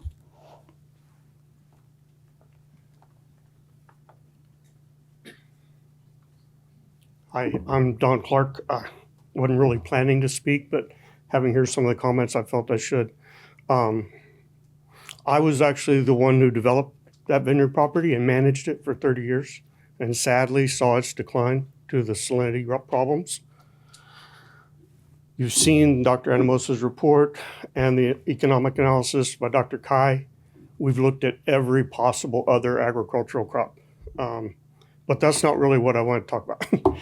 What I want to talk about, I have a bachelor's and master's degree, a PhD in wildlife and fisheries. I have been on that property probably more than anybody but a few of my vineyard crews that might have been out there a few days more than me. And over 30 years, I can tell you there is very little wetland. Delineation was done, showed about 2 acres. Any wetland that is identified would be protected should some development eventually be approved. There is no real viable wildlife habitat. We're surrounded by industrial users and a sewage treatment plant. There's no native trees. Nothing sustains long-term wildlife habitat out there. And, like I said, I've been on that property. There are no beavers, there are no otters. It is mostly upland with a very small portion at the lower edge that could be considered wetland, and if is delineated as such, would be protected no matter what actions are taken here today. So, thank you.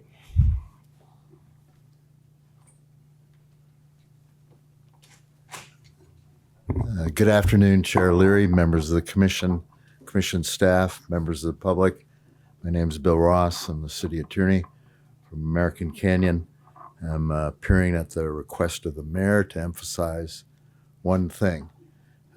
City Council, as reflected in your record and the documents before you, is in favor of this project.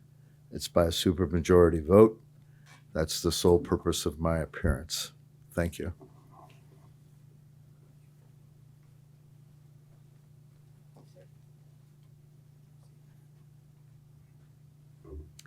Good afternoon. Excuse me, Francis Lemus, a longtime resident of American Canyon. I've been living there 74 years, and I've seen a lot of changes in the area, all to the good. I'm so proud of our city. We started with nothing, and we're a very viable city now. And especially all the new people that have come to our city, they love it. And it just makes me feel so good. There's, going back in history that I can remember a little bit of, the salt pines were at that area at the time, and they are what made those wells all in Green Island Road to go with salt. And it ruined their wells. I remember at the time that happened, they were really concerned because there were all wells on the properties that were in the Green Island Road area.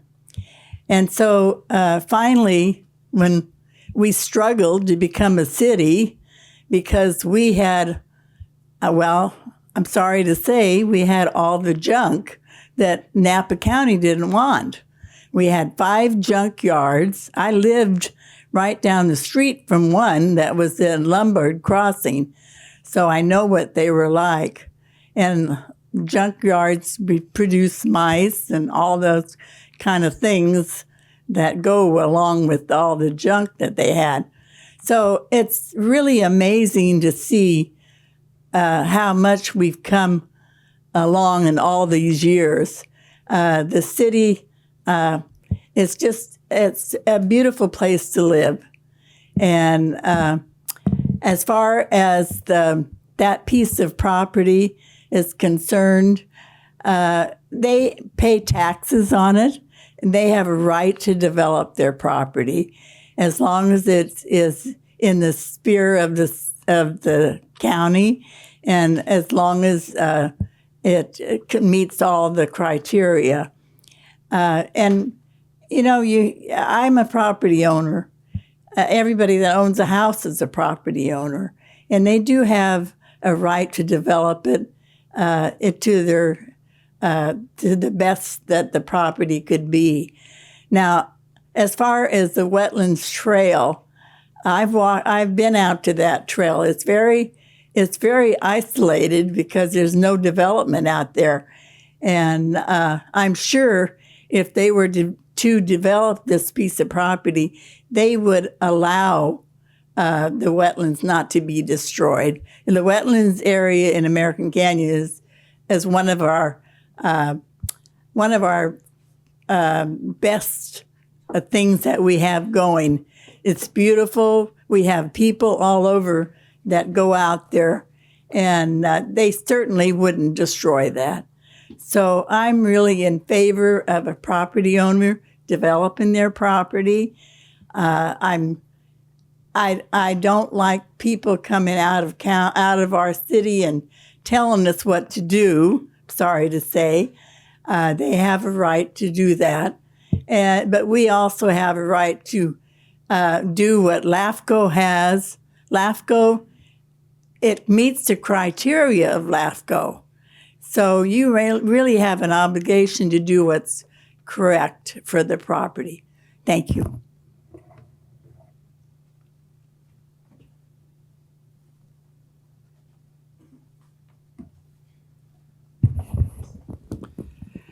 Good afternoon. Good afternoon, LAFCO commissioners and staff.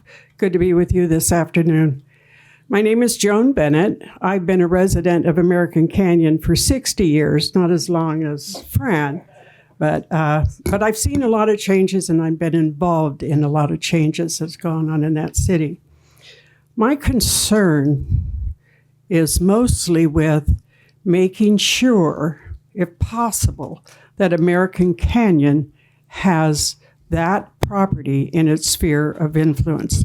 I'm not saying anything about any construction. I'm not saying anything about any projects. What I'm saying is for the health and well-being and future of our city, that property, that Green Island property, needs to be in our sphere of influence. I've heard a lot of people coming forth that are concerned about the environment and the critters and the varmint and whatever else that's out there, and the wetlands. And I've heard a lot about Measure J. So I'm just going to make my own personal comment about Measure J. It was defeated by the voters by about 200 votes, which is not an overwhelming amount. And I also believe that many of the voters for Measure J were misinformed about what was to be taking place in that area. So, it's the wetlands are one of our shining things in our community. We get people not only from our community, but other communities that come out and use it because it's a nice, safe place to take your kids, your dog, or whatever it is you want to do out there. But that property would not be affected negatively by this sphere of influence issue. So, I'm a person that, I actually love American Canyon. I loved it the minute I moved in there in 1965. With Fran, I've seen so much growth. Some, I necessarily didn't want, but most of it I did. And I think that over time, our many councils have made actually really good decisions about what's happening in American Canyon. And I think that most of them are for this sphere of influence. You have a letter from the mayor that's stating that. I think you heard from our city attorney. But again, my concern is that American Canyon have that property in their sphere of influence because I think it will be advantageous to our health, well-being, and future of American Canyon. Thank you. Thank you. I'd like to pause for a comfort break. Is that, you want to finish this part? Yeah. Okay. Okay, let's. Thank you. Good afternoon, Chairman Larry and the rest of members of the commission. My name is Joseph Mangapot. I'm a 2 decades resident of American Canyon, and I'm happy there and contented. Today, I express and support for Green Island Properties SOI application. 1661 or 1661 Green Island Road, American Canyon is bordered on 3 sides by the city of American Canyon and is located in the burgeoning industrial or business park area. The property is literally steps from the city's current SOI, and Boundaries already receives essential services from the city. Put simply, the application is logical and makes sense. There is a strong support for the application among local community because we understand it provides an opportunity to create much needed benefits like jobs and businesses and others. The city contemplated including the property as part of its incorporated territory back in 1992.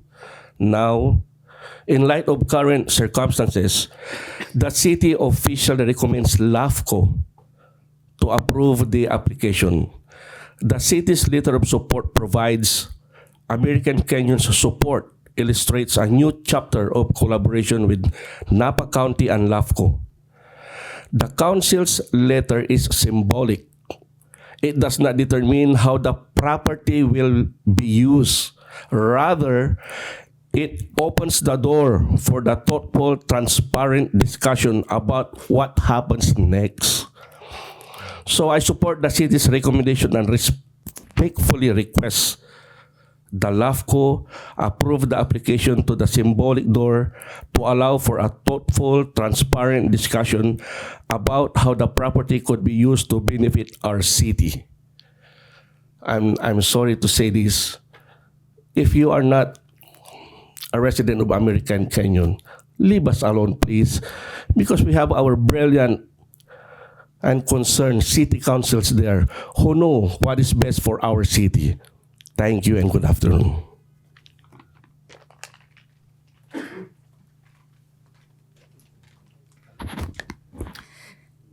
Hello, I'm Julie Nord, and I'm an expert in many ways on this property. First, I have my master's in soil physics, and my first 2 years dealt with salt remediation for the oil field industry. I'm also the daughter of Will Nord, who is an original partner in the vineyard, and I helped manage the vineyard for 30 years during those years, and we did try to remediate from the salt. Love the ideas of biochar. We use gypsum, we use compost, but none of these techniques work without clean water. And that is the issue on the property, and that why the remediation is a difficult situation.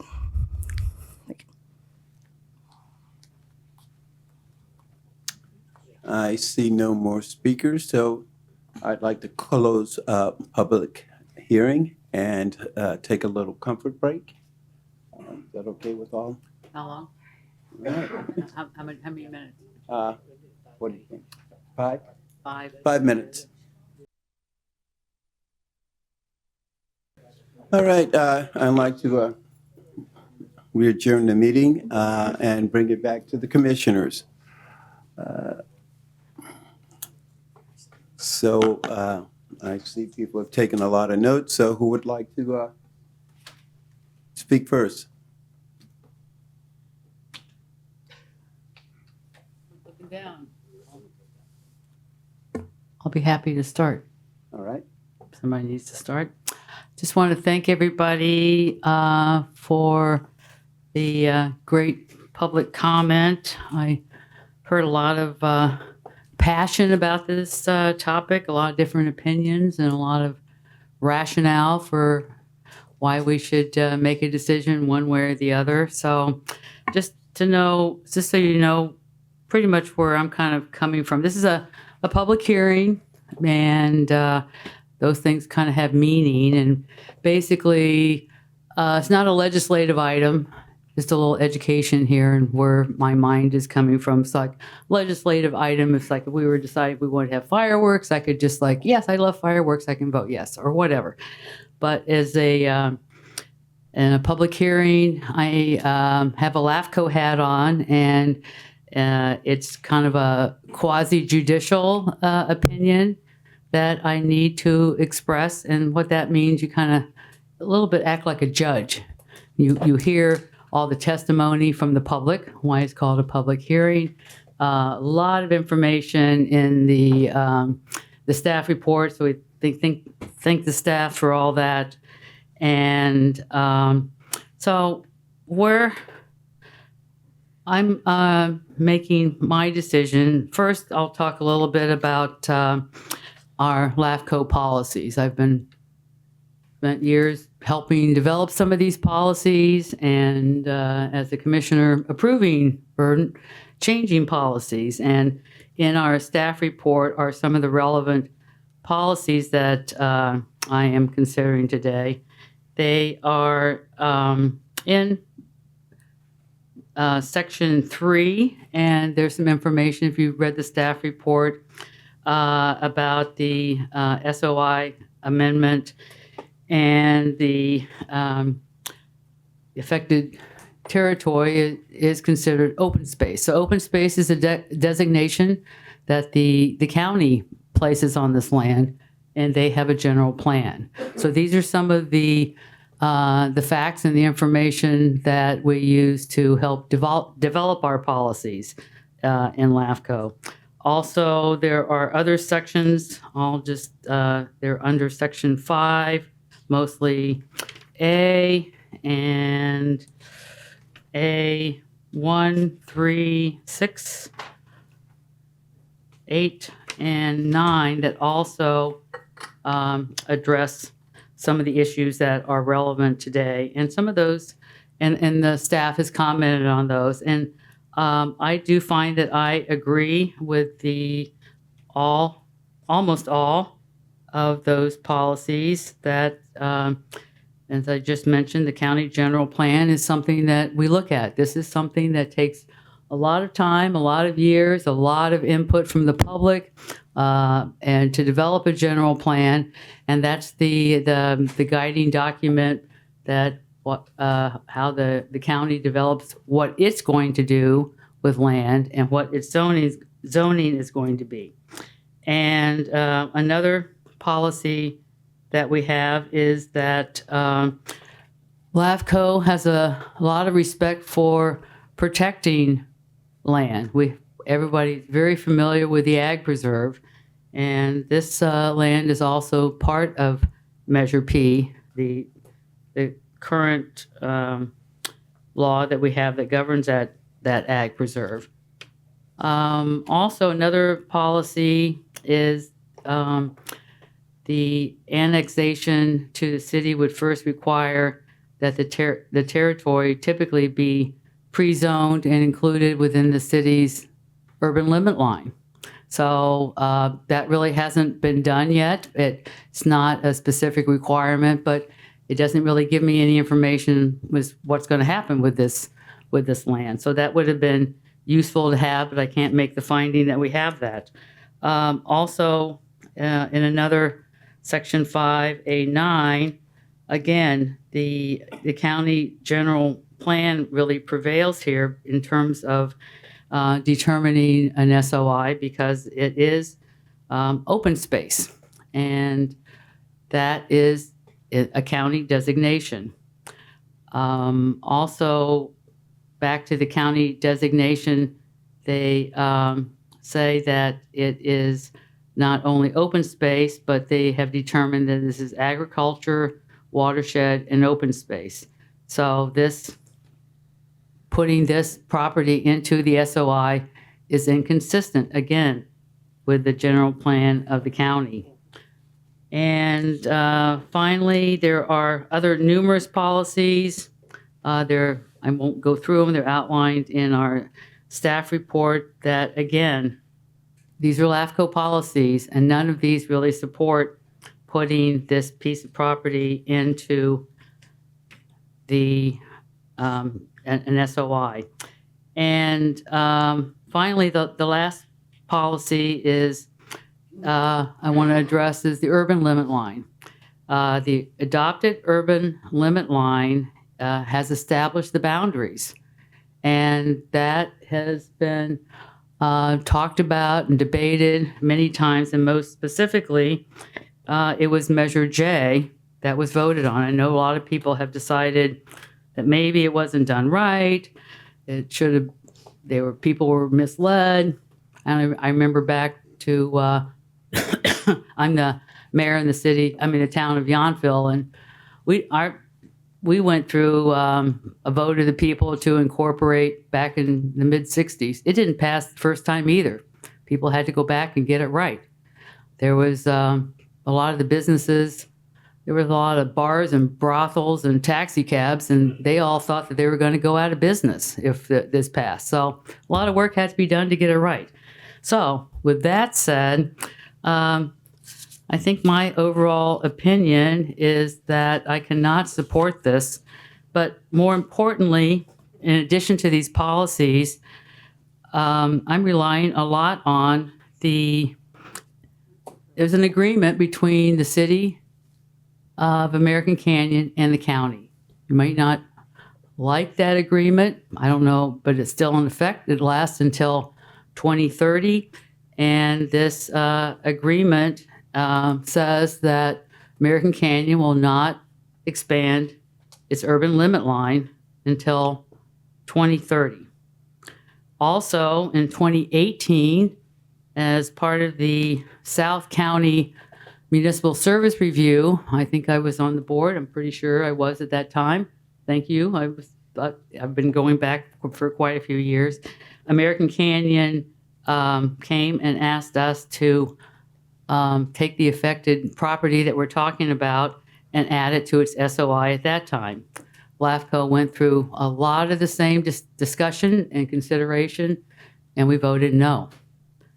And then I think it was mentioned earlier too, in 2022, LAFCO again voted no when the landowner requested to amend the SOI to the city, and they came to us and we voted no because of our local policies that I just talked about, and again, because it was inconsistent with the urban limit line of American Canyon. And finally, which I think is very important to me, in November of 2022, the city of American Canyon put it on the ballot. The American Canyon citizens came out and they voted, and it was Measure J. We've talked about that a little bit. And they denied expanding their urban limit line. And they also, as part of that, refused to allow for future industrial development of the affected territory. So what I'm really saying, I do appreciate all the opinions and the comments and the passion, but I'm really following the process here. If people want to have a vote of the people that overrides the current vote, that's something that is outside of my expertise, but that is something that can be done someplace else. You can do that at the ballot box. Also, there are agreements in place. Those agreements, I'm going to consider they are effective, and I will abide by them. So if they need to be changed, that can be changed. So that's why I'm not going to support this today. Thank you.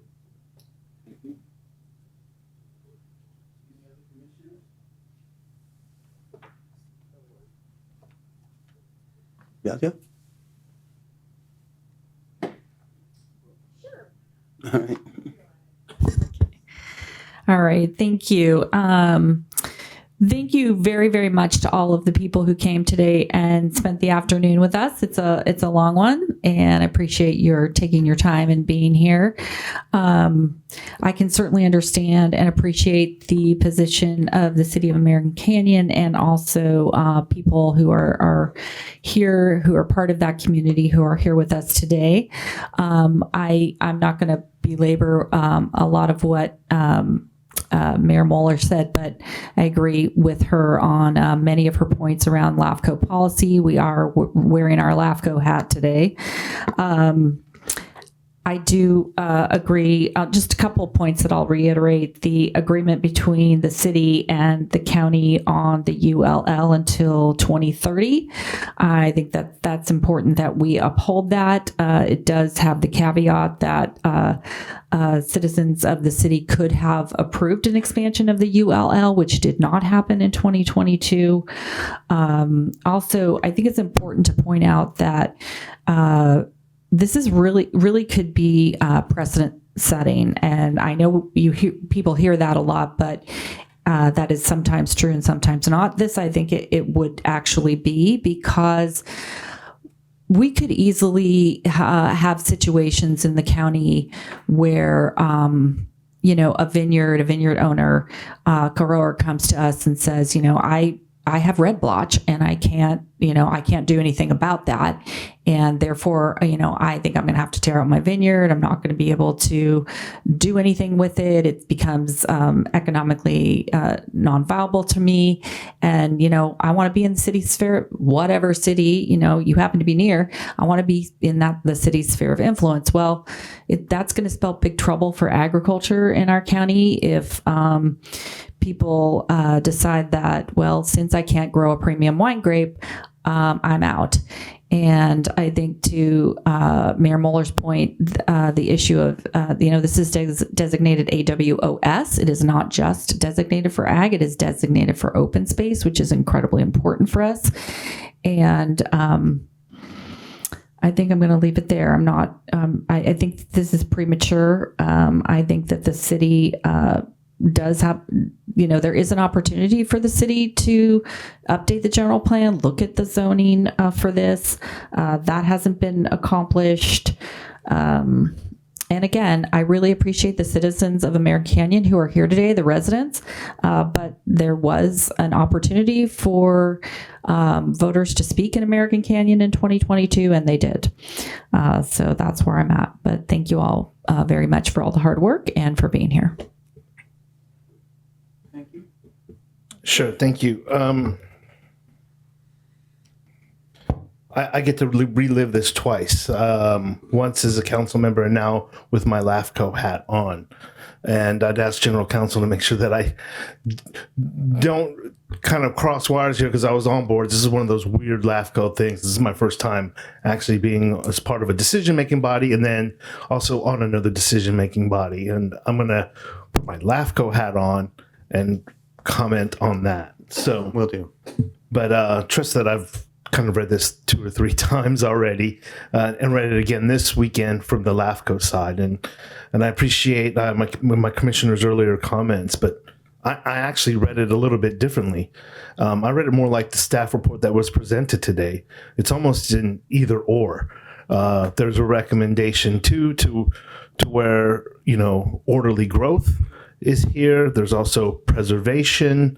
There's also boundaries and lines and all the idiosyncratic things that make up this funky little body called the Local Area Formation Agency. It is not a clear-cut line. There's also some things that were said in public, and I always appreciate everybody coming out and talking about it. And wetlands is used a lot. Prior to the city council meeting, I kept hearing that word, and I went straight out there the morning of the vote and visited the property one more time to look where it is. The wetlands are probably a half mile away. And what I had argued, or the thinking I had at the time was, okay, it's 157 acres. Why isn't there a way to be able to bring this in the sphere and influence and then begin to have a discussion around that, about what that may be? It could be just partial part of that property and then this massive open space. I made a decision on city council at the time just to have that conversation, to imagine what it could be. I'm actually for a conservation easement. I would love to see that happen in the county in an agreement. But at this point, the city of American Canyon isn't part of that discussions for what that would be. So I ended up voting for it on the city council. And as I put my LAFCO hat on, I look around and I'm like, well, here's all the criteria that could meet it. And here's all the criteria that doesn't, that it's where it's not congruent. And I realized that, hey, it's an either or situation. But I think the thing that's riding for me is the number of services that are being provided currently: fire, police, water, and also that it is also surrounded by American Canyon property on all sides outside of that Napa River. So there's many ways to kind of look at this, and considering, the history of that property, the speakers there, I'm inclined to bring it within an SOI, recalling that it doesn't do anything to change the land, change hands, do anything. If this developer wants to develop this property, or if we want to purchase it in an open space way, let's have that conversation. Let's get a conservation easement on it today, right now, if we need to do that, and have those conversations. And I think being as close to the city and being as close to the environment, I think it's close to the city and as well as the services, you know, for LAFCO to make this decision and bring it within that sphere of influence at the city's request seems kind of reasonable, even though nothing is going to happen for 5 to 10 years. So those are my general thoughts. I may have more after I hear from others. Thank you.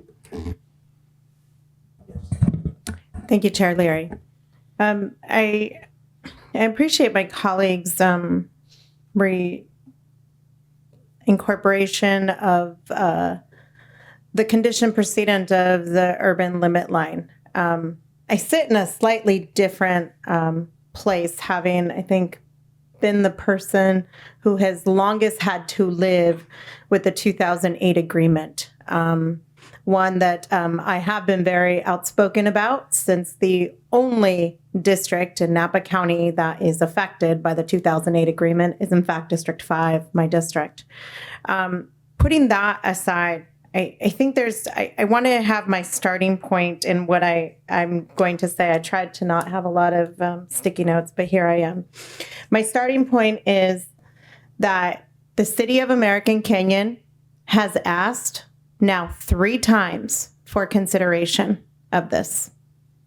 2018, 2021, and now here. And I think it is very important for us to reflect upon the past relationship that the city of American Canyon and the county have had. And this is an opportunity not for us to agree to any project, not for us to agree to any density. I might take issue with what Councilmember Oro in his capacity as a council member may want. But the SOI is required for us to have a conversation that, in fact, the city and the county have already committed to. So I want to start by that. The next is when we look at the purpose of our assemblance today as LAFCO. And that is really to make sure that we do have orderly growth, that we look at not creating islands of services. But I think we also need to look at the practical effect of our inaction and what our inaction would create. Our inaction would, in fact, create a county island. There are only 2 parcels that are south of Green Island Road that still remain in county jurisdiction. And one of them is 1661 Green Island. And I'm trying to look at the ownership, and I didn't get to the full ownership of one little tiny sliver right next door. And I'm not sure if that is part of the 157 acres here. But I will tell you how much the adjacent boundaries and the development that has occurred on the eastern boundary to this subject parcel are so much in question. I went to the county's parcel data information on this very parcel. And in fact, the county parcel data says that this is within the city of American Canyon sphere of influence. That is actually how likely of a logical extension to this sphere of influence is that the parcel data specifically says, for the benefit of my colleagues, Census Data Tract 201005, Block Group 1, City Sphere of Influence, City of American Canyon, Municipality Unincorporated. Our records show it already is. That's a peculiar finding that I made as a late discovery, but I think it's an important one because what we're really being asked to consider here in Government Code Section 56377, when we're looking at open spaces, right? We are not prohibited from making changes. We are asked to look at reasonable extensions of those changes to reflect the needs of our community. And in 56377B specifically, it says the development of existing vacant or non-prime agricultural land for urban uses within existing jurisdictional boundaries. When we, for sphere of influence consideration, the real question is non-prime agricultural lands. Prime agricultural lands, per our policy, is referred back to in the Government Code of 56016. And prime agricultural lands are those that have a production value that does not fall below $400 per acre. Per our 2003, I've been there. I can understand. I have read the salinity reports, the soil reports. I understand. I also have very personalized knowledge as a former council member in American Canyon why this happened. And I'll say that. If the alternative agricultural use being suggested here by some is field crops, per our 2023 Agricultural Commissioner crop report, field crops had per acre had a value of $310 per acre in production, which is actually falls below the prime agricultural land definition. So for me, looking at the Government Code section, even if we were to go to a hay production that has the defense mechanism for this high salinity of soil, we still don't meet the requirements of prime agricultural land per our own policy. Next from that, I would say when you look at this area, if you look at the maps, there is one big thing. There's another map that is not considered in our materials, and I would ask my colleagues for consideration, and that is I serve as your president of the Association of Bay Area Governments, and I also serve on MTC. Together, ABAG and MTC have adopted the projected growth boundaries for Plan Bay Area 2050 and now Plan Bay Area 2050 plus. Located within American Canyon's jurisdiction is their nomination and approved priority production area. This is a designation of an area that has the roadways and the mechanisms capable of supporting industrial uses and the uses that are zoned appropriately. The only property on Green Island Road, south of Green Island Road, the only property not listed in the priority production area per the map is this parcel. The reason is it's still within the county. But it is of consideration that at a regional level, this area has already been identified as a productive area for different uses. I do not find that this meets the requirements for prime agricultural land per the Government Code. And while I am not committing to any development because it is not between us. It's not before us at this moment. I will say nothing changes from allowing the city of American Canyon by recognizing its place to decide what would be an appropriate growth of its jurisdiction. They may in fact decide it's not appropriate for growth in their jurisdiction. But I do not believe that it would be prudent for this commission for a third time to deny the request of the City of American Canyon, and I will be supportive of the SOI amendment being sought today. Thank you. Any other alternate commissioner? Hi. I know I don't have the ability to vote, but I just wanted to put out a perspective. And that is that, as we mentioned, and David was very clear on this, an SOI does not provide anything. It could be sitting there idle for 5 to 10 years. We're at a very unique point in history where the county is updating their general plan. The city is updating the general plan. There are other parcels that have been discussed over the years and, who owns the land, who provides water. From an effective and efficient LAFCO hat, I would say because nothing's going to happen overnight if we do this, and I can tell, where your perspectives are, but I would like to see this included in a broader scope so that if the city is doing their general plan and the county, that there's some consistency or discussion as to, I'm not saying they're horse trading, but I would rather not have to do this for 3 or 4 other parcels. So that's just one thought I have from a LAFCO perspective. Would it be more effective and efficient to have the general plans be aligned and then decide how these parcels should get so designated? So that's really all I. Thank you.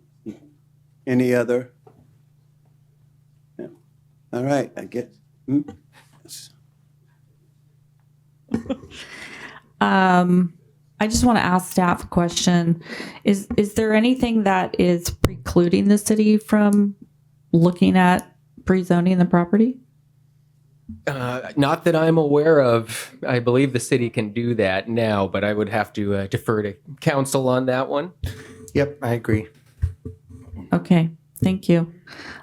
Just wanted to check and see what other steps could have been taken before this. Okay, thank you. All right. First, I want to thank my commissioners for weighing in and on the subject, and I want to thank everyone who showed up today. Oftentimes we conduct business to an empty room, and I'm so glad to see so many people here concerned.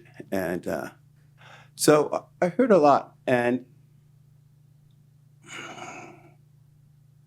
first, I want to start off with the 2008 agreement, and I'm not asking my counsel here to determine whether this is a valid agreement, whether, that is an agreement between the city of American Canyon and the county.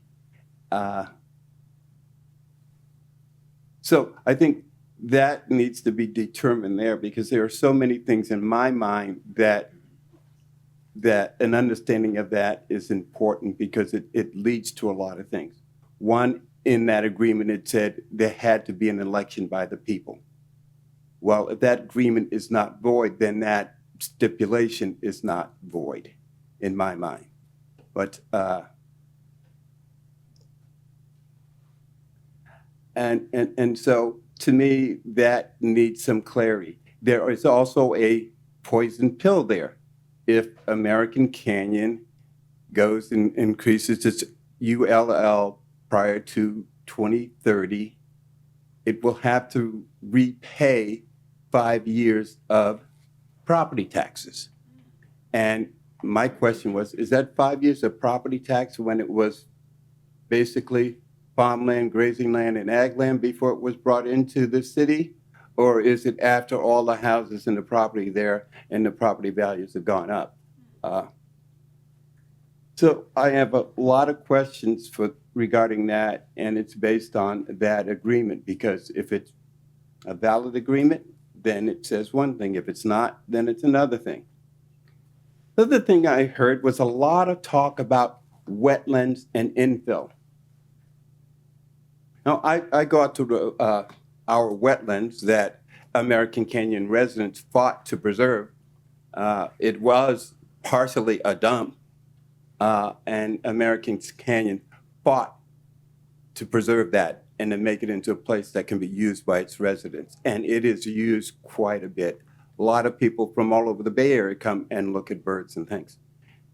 And I hiked around the Thompson Loop, gone all the way out to the bridge.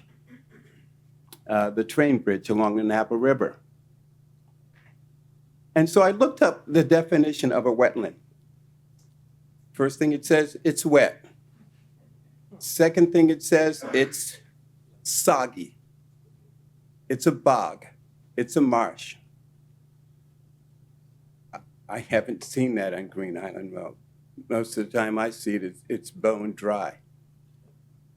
Now, maybe if we tear down the levee and let tidal flow come in and out, that'll change the situation. But it'll change everything around there, the airport, all the industrial use.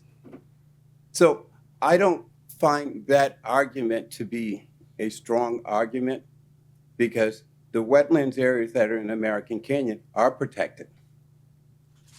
This is out on Green Island Road, at the end of it, that on one side, the west side, there is warehouses. To the north, it's Napa, basically a little bit, but American Canyon, and then the river, and then American Canyon. LAFCO law says that if it's on three sides, it's an island. If we provide services, it should be incorporated. However, it doesn't apply to ag land and open space. So that argument can be dismissed. When I think about the 208 agreement, American Canyon didn't have a high school. It was housing needs in Napa County. Best place to fill those needs were American Canyon. I think about the people who made that agreement and why they made that agreement. I remember when our high school students had to travel 20 miles to get to high school and 20 miles back. Their participation in the city was limited. I was an advisor to our high school key club as soon as that high school opened up. Our high school students were able to go to school in their city and participate in their city.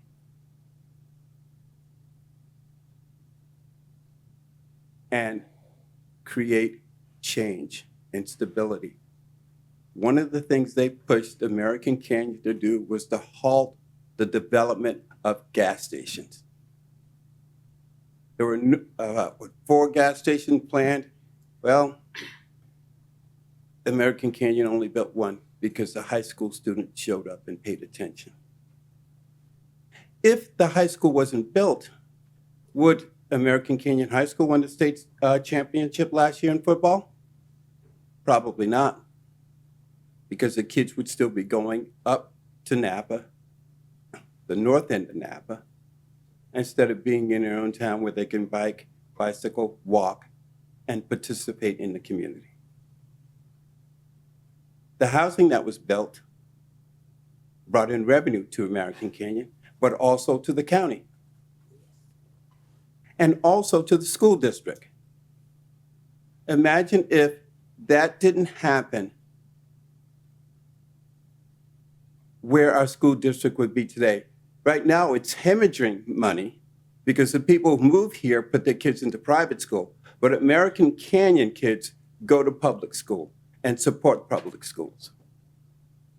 So if that didn't happen, Napa Valley Unified School District would be in worse shape than it is right now. So we can talk about procedures, we can talk about the laws, we can talk about all of these things. The reason I was on council and the reason I'm here is to talk about those outcomes. Now, if the outcomes aren't related to how we live, then what's the point? Cities need revenues to provide the services for people. The majority of the people in Napa County live in cities.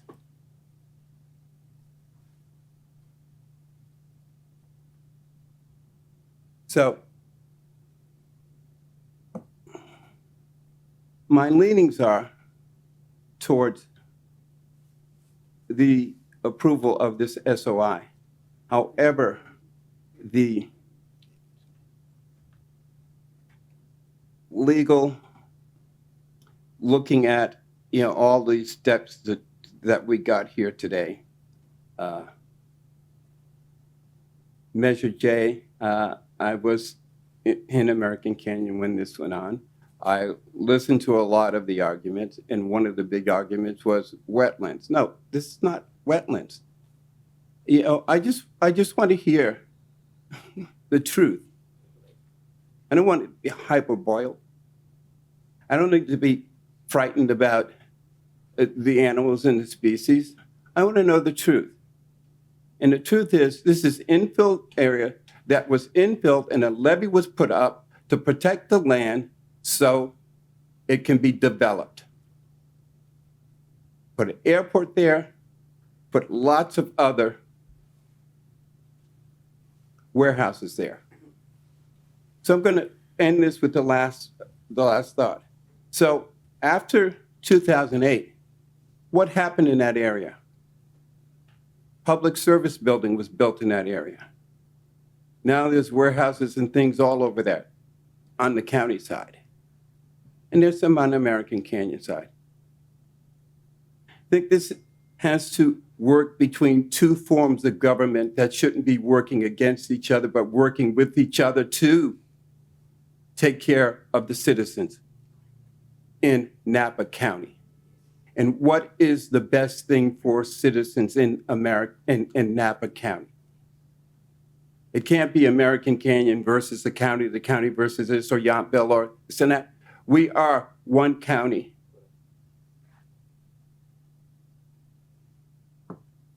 So as some of my colleagues suggested, that a lot of this needs to be worked out after an SOI. Because right now, we can't do anything with this. I don't believe that this will go away. I believe probably that the next step will to wait till 2030 and come forward. And because then that agreement, which we don't know about whether it's legal or not, will no longer be in effect. And then we will have to go all over this again. So if my commissioners are ready, I can call for the vote.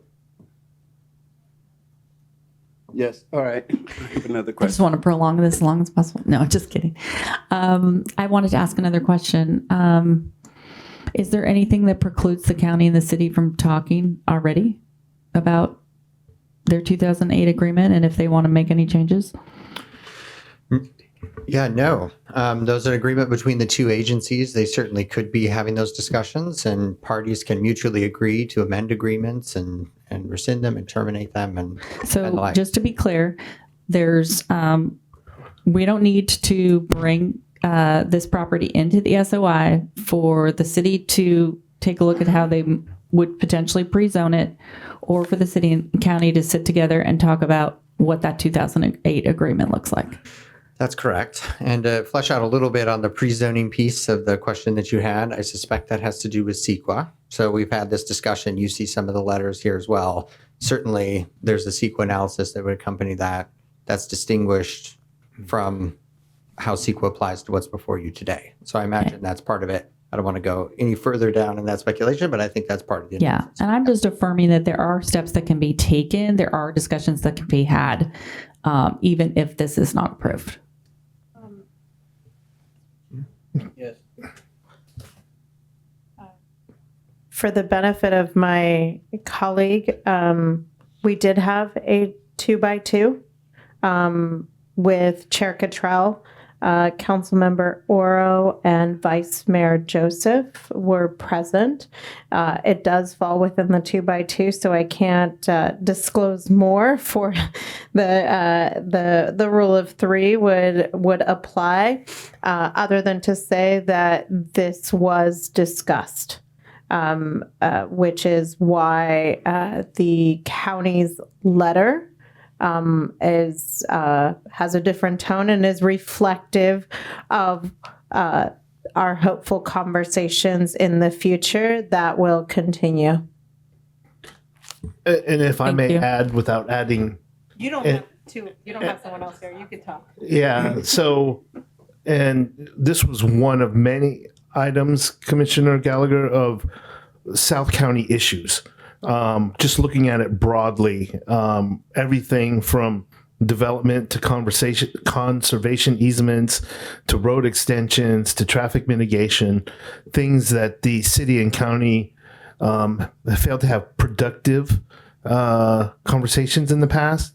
And I'll tell you that first meeting was very productive, and we look forward to that. And I'll say this to your question to staff. The city of American Canyon only looked at the SOI. They have no clue what is going to happen there, and all kinds of ideas are ready to be floated to what could happen, including not doing anything at all. David, I can't allow you to speak now. Public public comment has been closed for this, so please, I can't allow you to speak right now. Thank you. If there's no, go.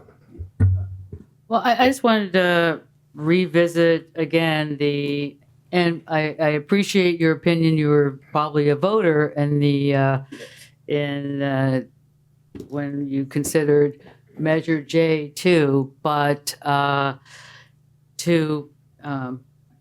just find that really hard as a voter to say, okay, I considered this for better or worse, for whatever information I had, and I expressed my opinion. And it wasn't just about the ULL; it was also about what could possibly be built there. So this SOI has not amended there's been no change in a general plan for American Canyon, so it's not known. But the voters have said this, so.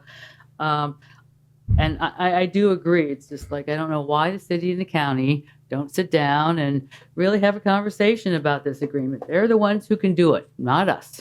They put it together, and so the contract's between them. So I even brought those up in my comments. I think that's sure would make a lot of sense to me. So, I think there's some stuff.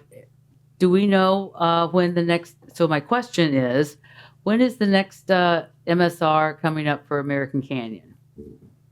So we don't have that scheduled yet, but we have several cities that are next in line. In fact, I believe we need to do St. Helena, Calistoga, Yountville. Actually, I think we have to do them all. Everyone except, so American Canyon would be the fifth in line. Okay, but this body could really prioritize the work plan based on particular needs too. So we would have the ability to move it up, wouldn't we? Oh, yes, absolutely. Yeah. And so an SOI is always determination that we need to make probably more frequently than even MSRs. So we could even consider that as part of an MSR or not. Correct? Correct. So these are just a lot of pieces that if, they really need a lot of pieces kind of cleaned up. So we really had a clean path. I'm not really sure what to do with the vote, but votes can always be taken over with different information. So, but maybe some of these agreements could deal with that somehow. I don't know how, but so anyway, I just wanted to make those comments too. That I too agree with Commissioner Gallagher. It's just like people need to go back and get this right, and don't deliver something messy here. And I think then it's going to be more straightforward to all the people and all the jurisdictions involved. So I didn't create the mess, and I can't really sort it out, but I think there are avenues to get that done.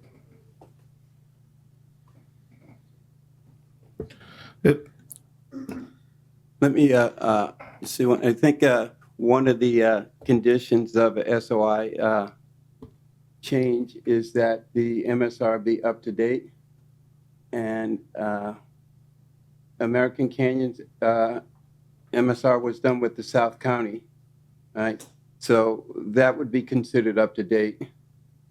It's within 5 years. Well, we don't have a policy or any statutory guidance that says what a current MSR is. So that's up to us to decide what we're comfortable with, unless we add that to policy.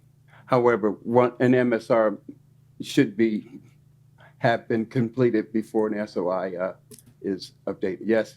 The SOI actions that you take as a commission must be based on information in the most recent MSR, and it should be current data. Yes. And in the South County, when that was done in the MSR, the city questioned the ULL and that information. Yes.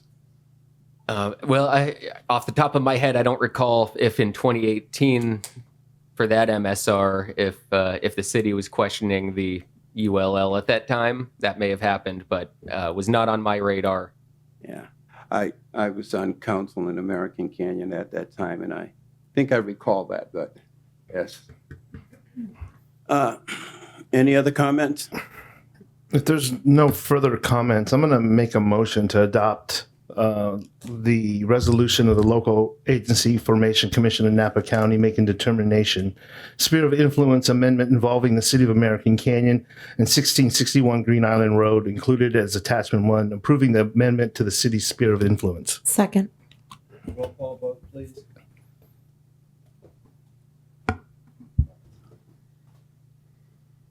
Stephanie, can you please handle the roll call vote? Oh, thank you. Commissioner Moeller, No. Chair Leary. Don't I go last? Yeah, the chair should go last. Okay, I was putting the alternates at the end. Commissioner Gallagher, No. Commissioner Oro, you said Yes. yes. Commissioner Chair, No. Oh, yeah. she voted. Oh, I No, didn't hear. she didn't vote. So sorry, so she seconded the motion. She still has to vote. Yes. Yes. Chair, Yes. thank you. Let the record reflect that it was approved. Motion carries by a 3-2 vote. Thank you.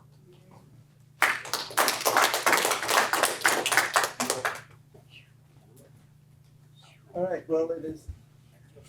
Time to go. Nah, it is. Got more.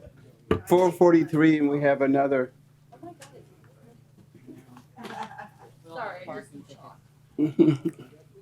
What is the commission's purview?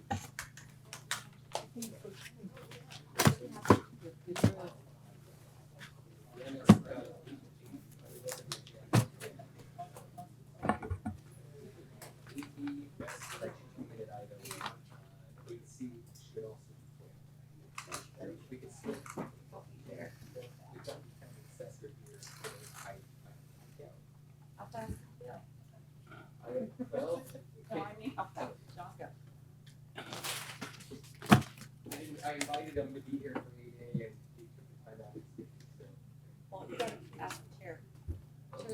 We're going to keep going? Yes. Okay. We're going to keep going. All right. Well, we lost our audience, though. All right. Next order of business is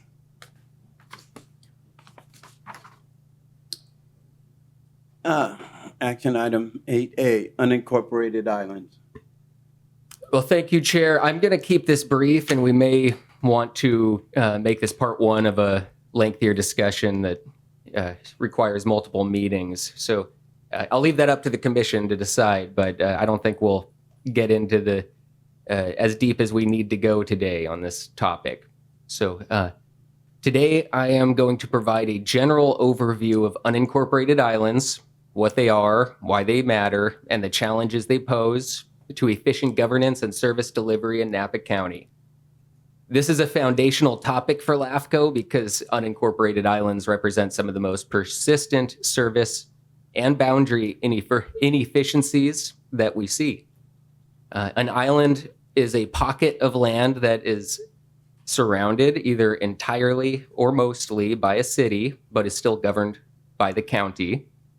These areas often receive city services like water, sewer, fire protection, and law enforcement, but they fall outside city boundaries and are not fully integrated into city planning or infrastructure systems. There's no formal legal definition in state law for an unincorporated island, but LAFCO's adopted policy clearly defines what areas qualify as an island in Napa County, and thus we are going to assign the term island to those pockets of land. And anything that does not qualify as an island, we're not going to call it an island. That's the attempt to be clear on the terminology.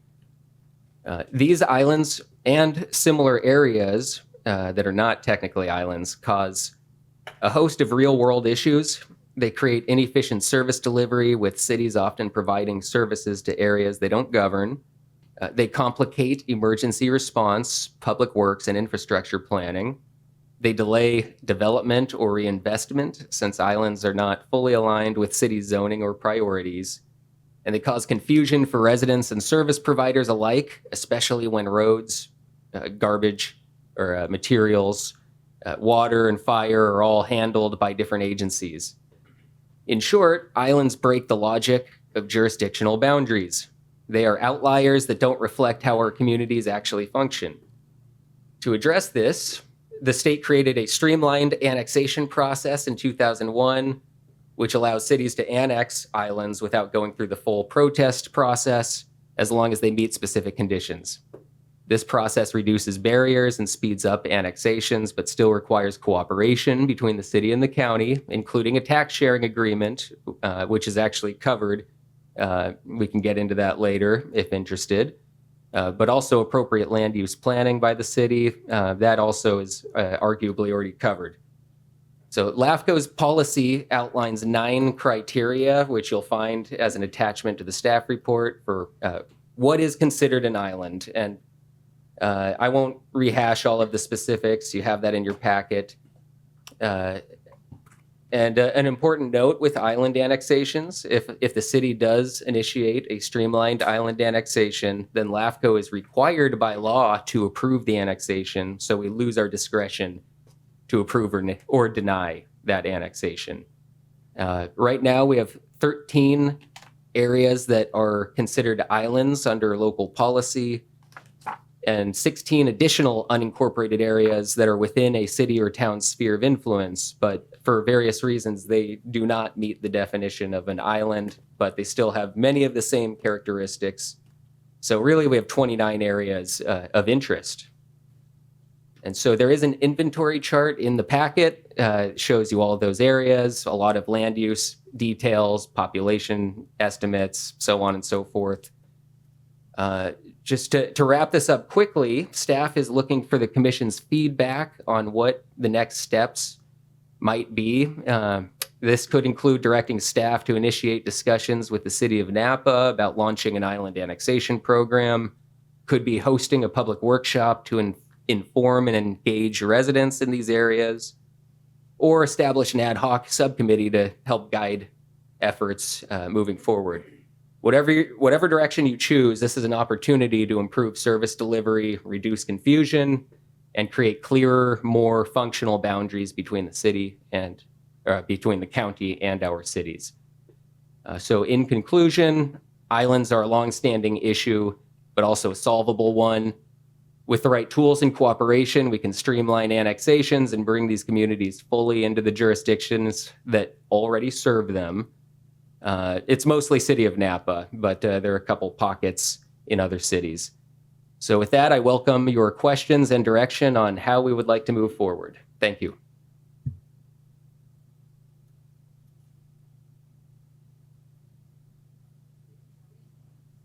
No.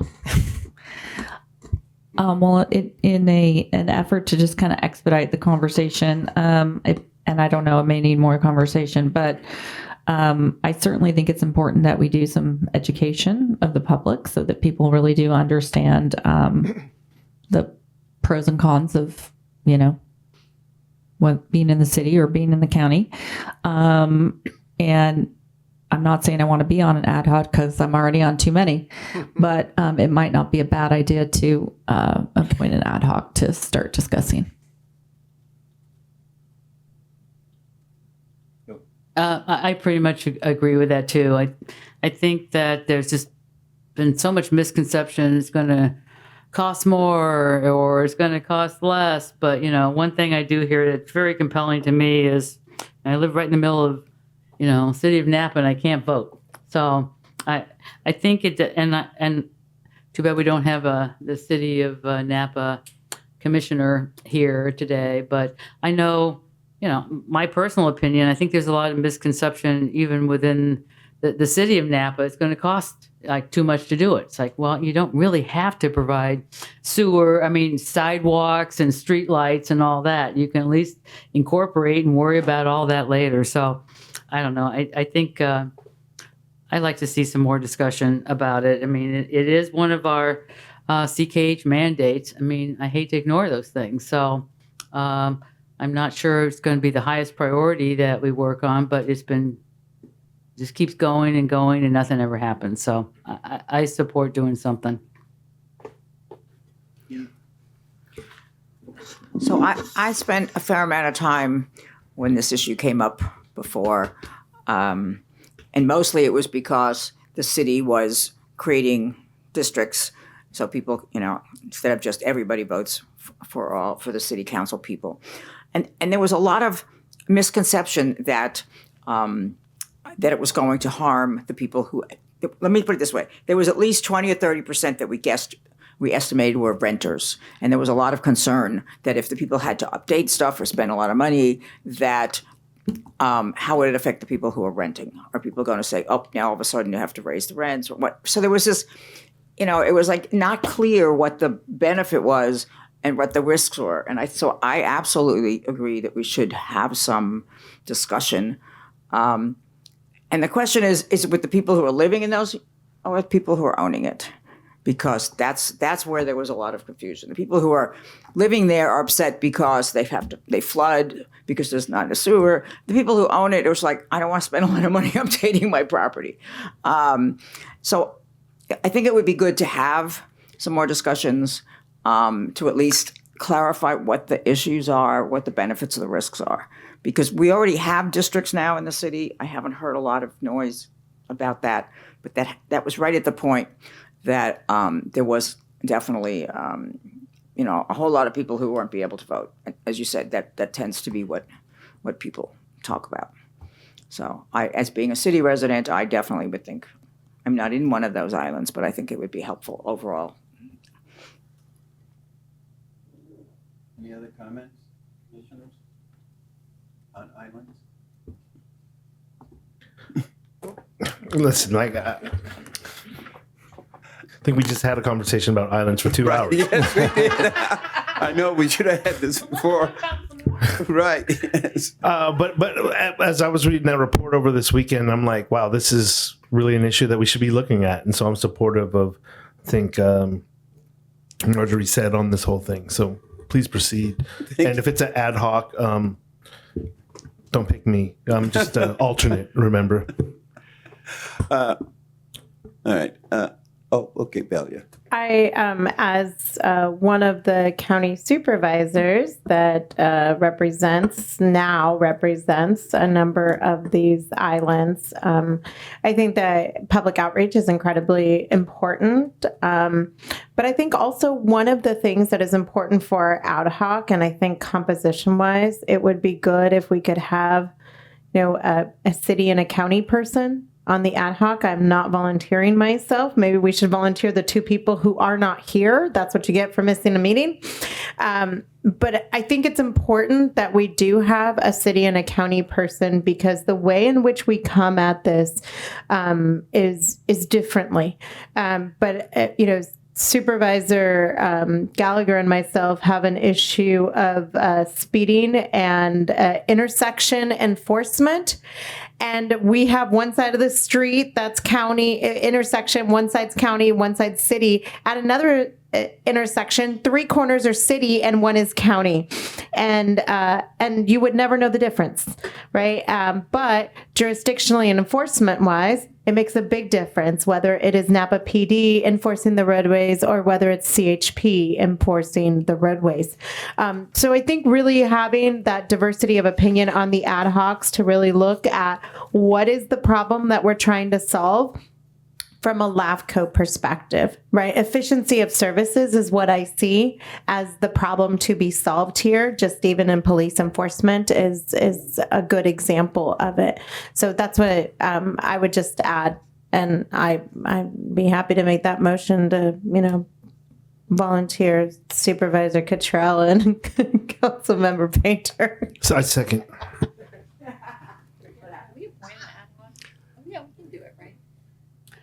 Well, since they're both not here, can't we just table this and bring it back at the next meeting when they're That's here? fair to table it. Actually, I thought if the chair recommended it, that was how it went.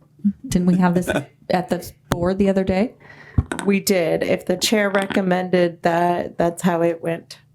So you could I Chair could. Leary. However, However. and when we talked about this briefly before, when I came out in 2016, islands was a big topic. We talked about it. Then we decided, well, basically, it's a city of Napa's problem, basically. Well, that they were going to, well, that's what it became, and they were going to help solve this. Well, here we are. Has anything happened with islands? The people who are in the county, surrounded by the city, don't necessarily want to come in. So every time there is some discussion about it, that political weight seems to affect what we do, and then it ends up being nothing. And we haven't done anything.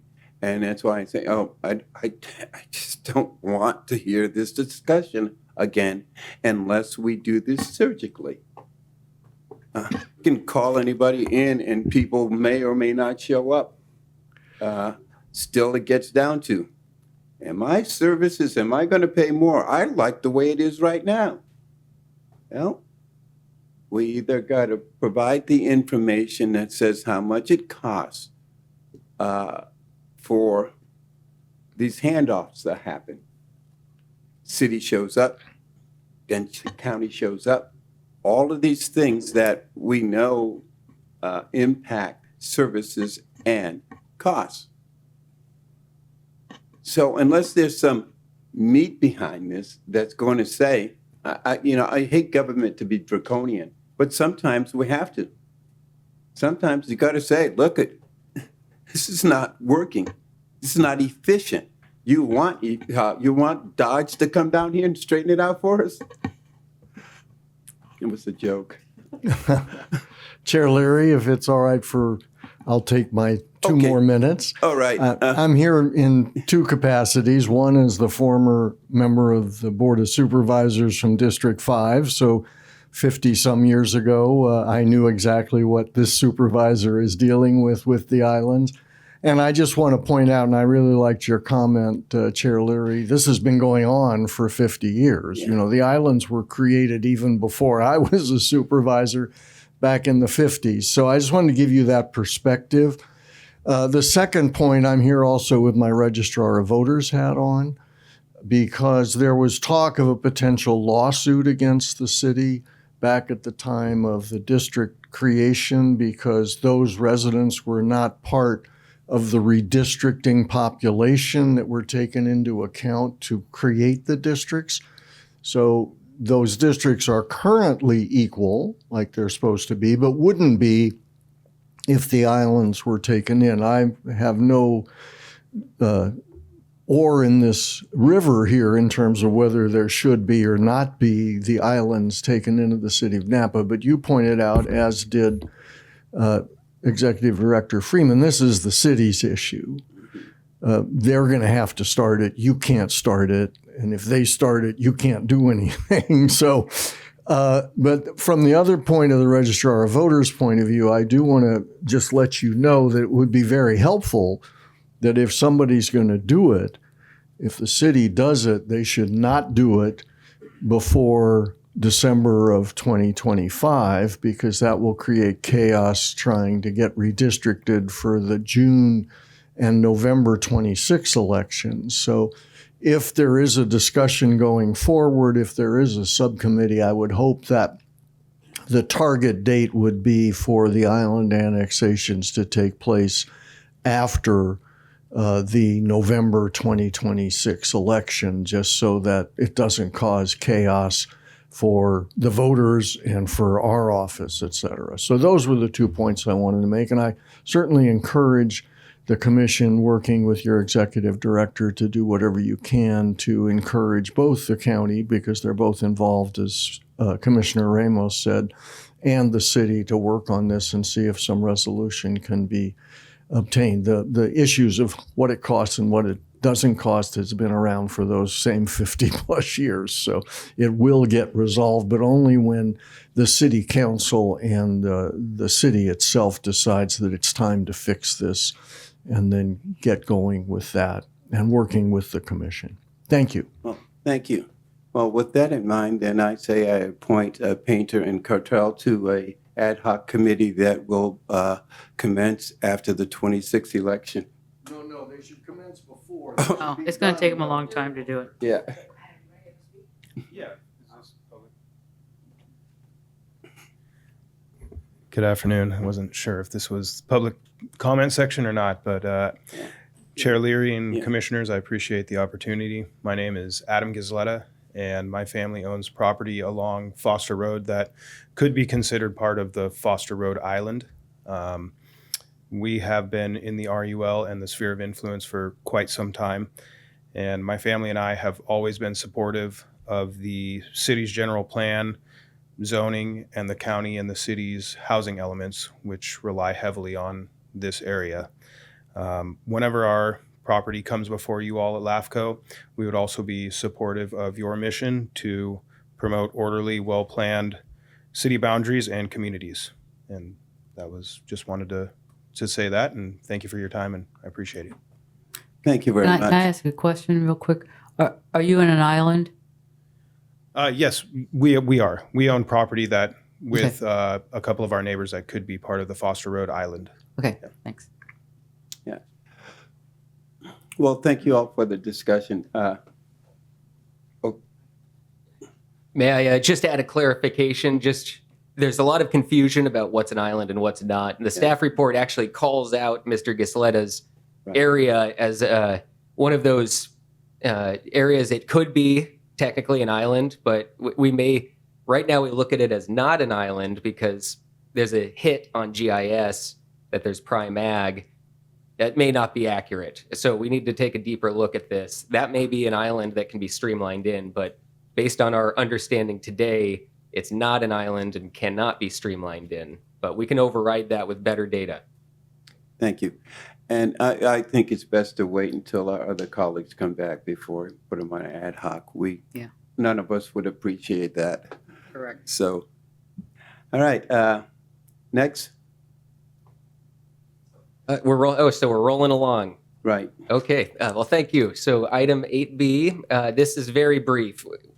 I interviewed 4 consultants, and I had help from 3 others. There were 2 other LAFCO executive officers and the City of St. Helena's vice mayor on the interview panel. We interviewed all 4 of the consultant firms who put in a proposal to work with Napa LAFCO and write our MSR on the City of St. Helena. We unanimously selected RSG for the contract. Happy to provide more details about that if interested. They're very experienced, very good. I know the people personally. They go to all the conferences. So we can trust them. With this in mind, staff recommends the commission authorize the executive officer to negotiate a contract with RSG, which has actually already started. Hope that's okay to admit. And then also authorize the chair to sign the contract. Happy to answer any questions. Do we need a motion on that? Yes. Seeing no public, I'll make a motion to approve. Second, anyone? Second. All those in favor? Aye. Aye. Motion approved. All right. Number C. Thank you, Chair. Last item on the agenda. This item involves a proposed amendment to the Commission's policy on municipal service reviews. The Policy Committee proposes essentially that we be more clear and specific on what we want to look at. We want to expand the scope of what LAFCO studies so that we can have better recommendations and conclusions when we study our local agencies. There is a new category we are proposing called special reports, and there's a memo that describes it included in the packet. The Policy Committee, by the way, sorry, I'm scrambled as I try to rush. We've got the full committee here today. It's Commissioners Ramos and Gallagher. If either of you would like to add, feel free. I'm just going to turn it back over to the chair for consideration of adopting a resolution that would amend the policy per the staff report. I'll make a motion to amend that policy. Well, I just have a couple questions. Okay. There's some. There was questions. Yeah, Cal. Apologies. I will remove my motion. Sorry. That was. So overall, I think this is really good. I was just wondering if there's some way we could kind of clarify, and maybe this already does it, because in terms of an MSR, it's very clear that it's comprehensive. So it doesn't, comprehensive to me doesn't exclude anything, because, for example, one of the special reports is, it gives an example of financial instability of a city. Well, during an MSR, I would certainly want to know that. So am I correct in assuming that comprehensive means? Yes. You can talk about pensions and instability and all sorts of problems. So The special report is really to just drill down on a particular area. those examples not to exclude. Absolutely. Okay. Yeah. Then I'm fine. Okay. I thought that's what you meant. I just wanted to make sure that we're all on the same page. Yeah. Commissioner Ramos. Chair, if I may add to that, Commissioner Mueller, really what the special report gives us the opportunity as well to revisit older MSRs, dust them off, and go into more specifics to really make them more actionable documents. That was really where we were coming from. And part of that came from the discussions that we have had about the water and wastewater MSR that we all think had some really great findings, but there's no what's next within the report itself. And the revised language on this policy within the special report section would really allow this commission to do that. But like the one municipal, the countywide one you're talking about, it actually does have recommended action items in there. But we just haven't, it hasn't risen to the top of our work plan is really the problem. So, I mean, there's few little things kind of going on. So I don't think it's a lack of actionable items. It's the will to conduct and do the actionable items, which is up to us. Well, I'm pleased. I really believe that MSRs are one of the most important things that we do, and I think they should be comprehensive, and I think we can look at almost anything we want to look at, and these special reports would allow us to do that. So I thank you both, Ms. Ramos and Gallagher, for your time on this and bringing it forward. So I'd like to entertain a motion if there's no other. Well, can I just second Commissioner Oro's motion? I rescinded, but I will. I will rescind. Okay, I'll second. I will make the motion. We've been here too long. All in favor say all aye. in favor say aye. Aye. All opposed? Nope, we had all right, thank you. Motion has been approved and Adjourn. passed. Thank you. Executive officers report. I won't make this long-winded like the last one. So staff is busy as ever. We're in the midst of a great deal of meaningful, very important work. But in the interest of time, I'm going to provide specific details in an email. I owe you all a quarterly update. That'll be coming this week, so be on the lookout. Also want to note that Commissioner Moeller's 4-year term is scheduled to expire on the first Monday in May. So the city selection committee needs to meet before that date and make an appointment or reappointment to Commissioner Moeller's Up Valley City seat. This means this could be Commissioner Moeller's final meeting on the commission. If that proves to be the case, we certainly want to recognize her service when appropriate. So let's be mindful of this and plan accordingly. And that's all I've got. Yes, I agree. I can't let her walk out the door without saying goodbye and having a little cupcakes. Cupcakes. It's always you always need cupcakes. Yeah. Oh, no, I'll go down to Pacific Grove and get them. Oh, it's okay. Better yet, those are good cupcakes. All right, if there's no further business, I will adjourn this to our next scheduled meeting on Monday, June 2nd, 2025 at 2 p.m. right here. Thank you. You're welcome.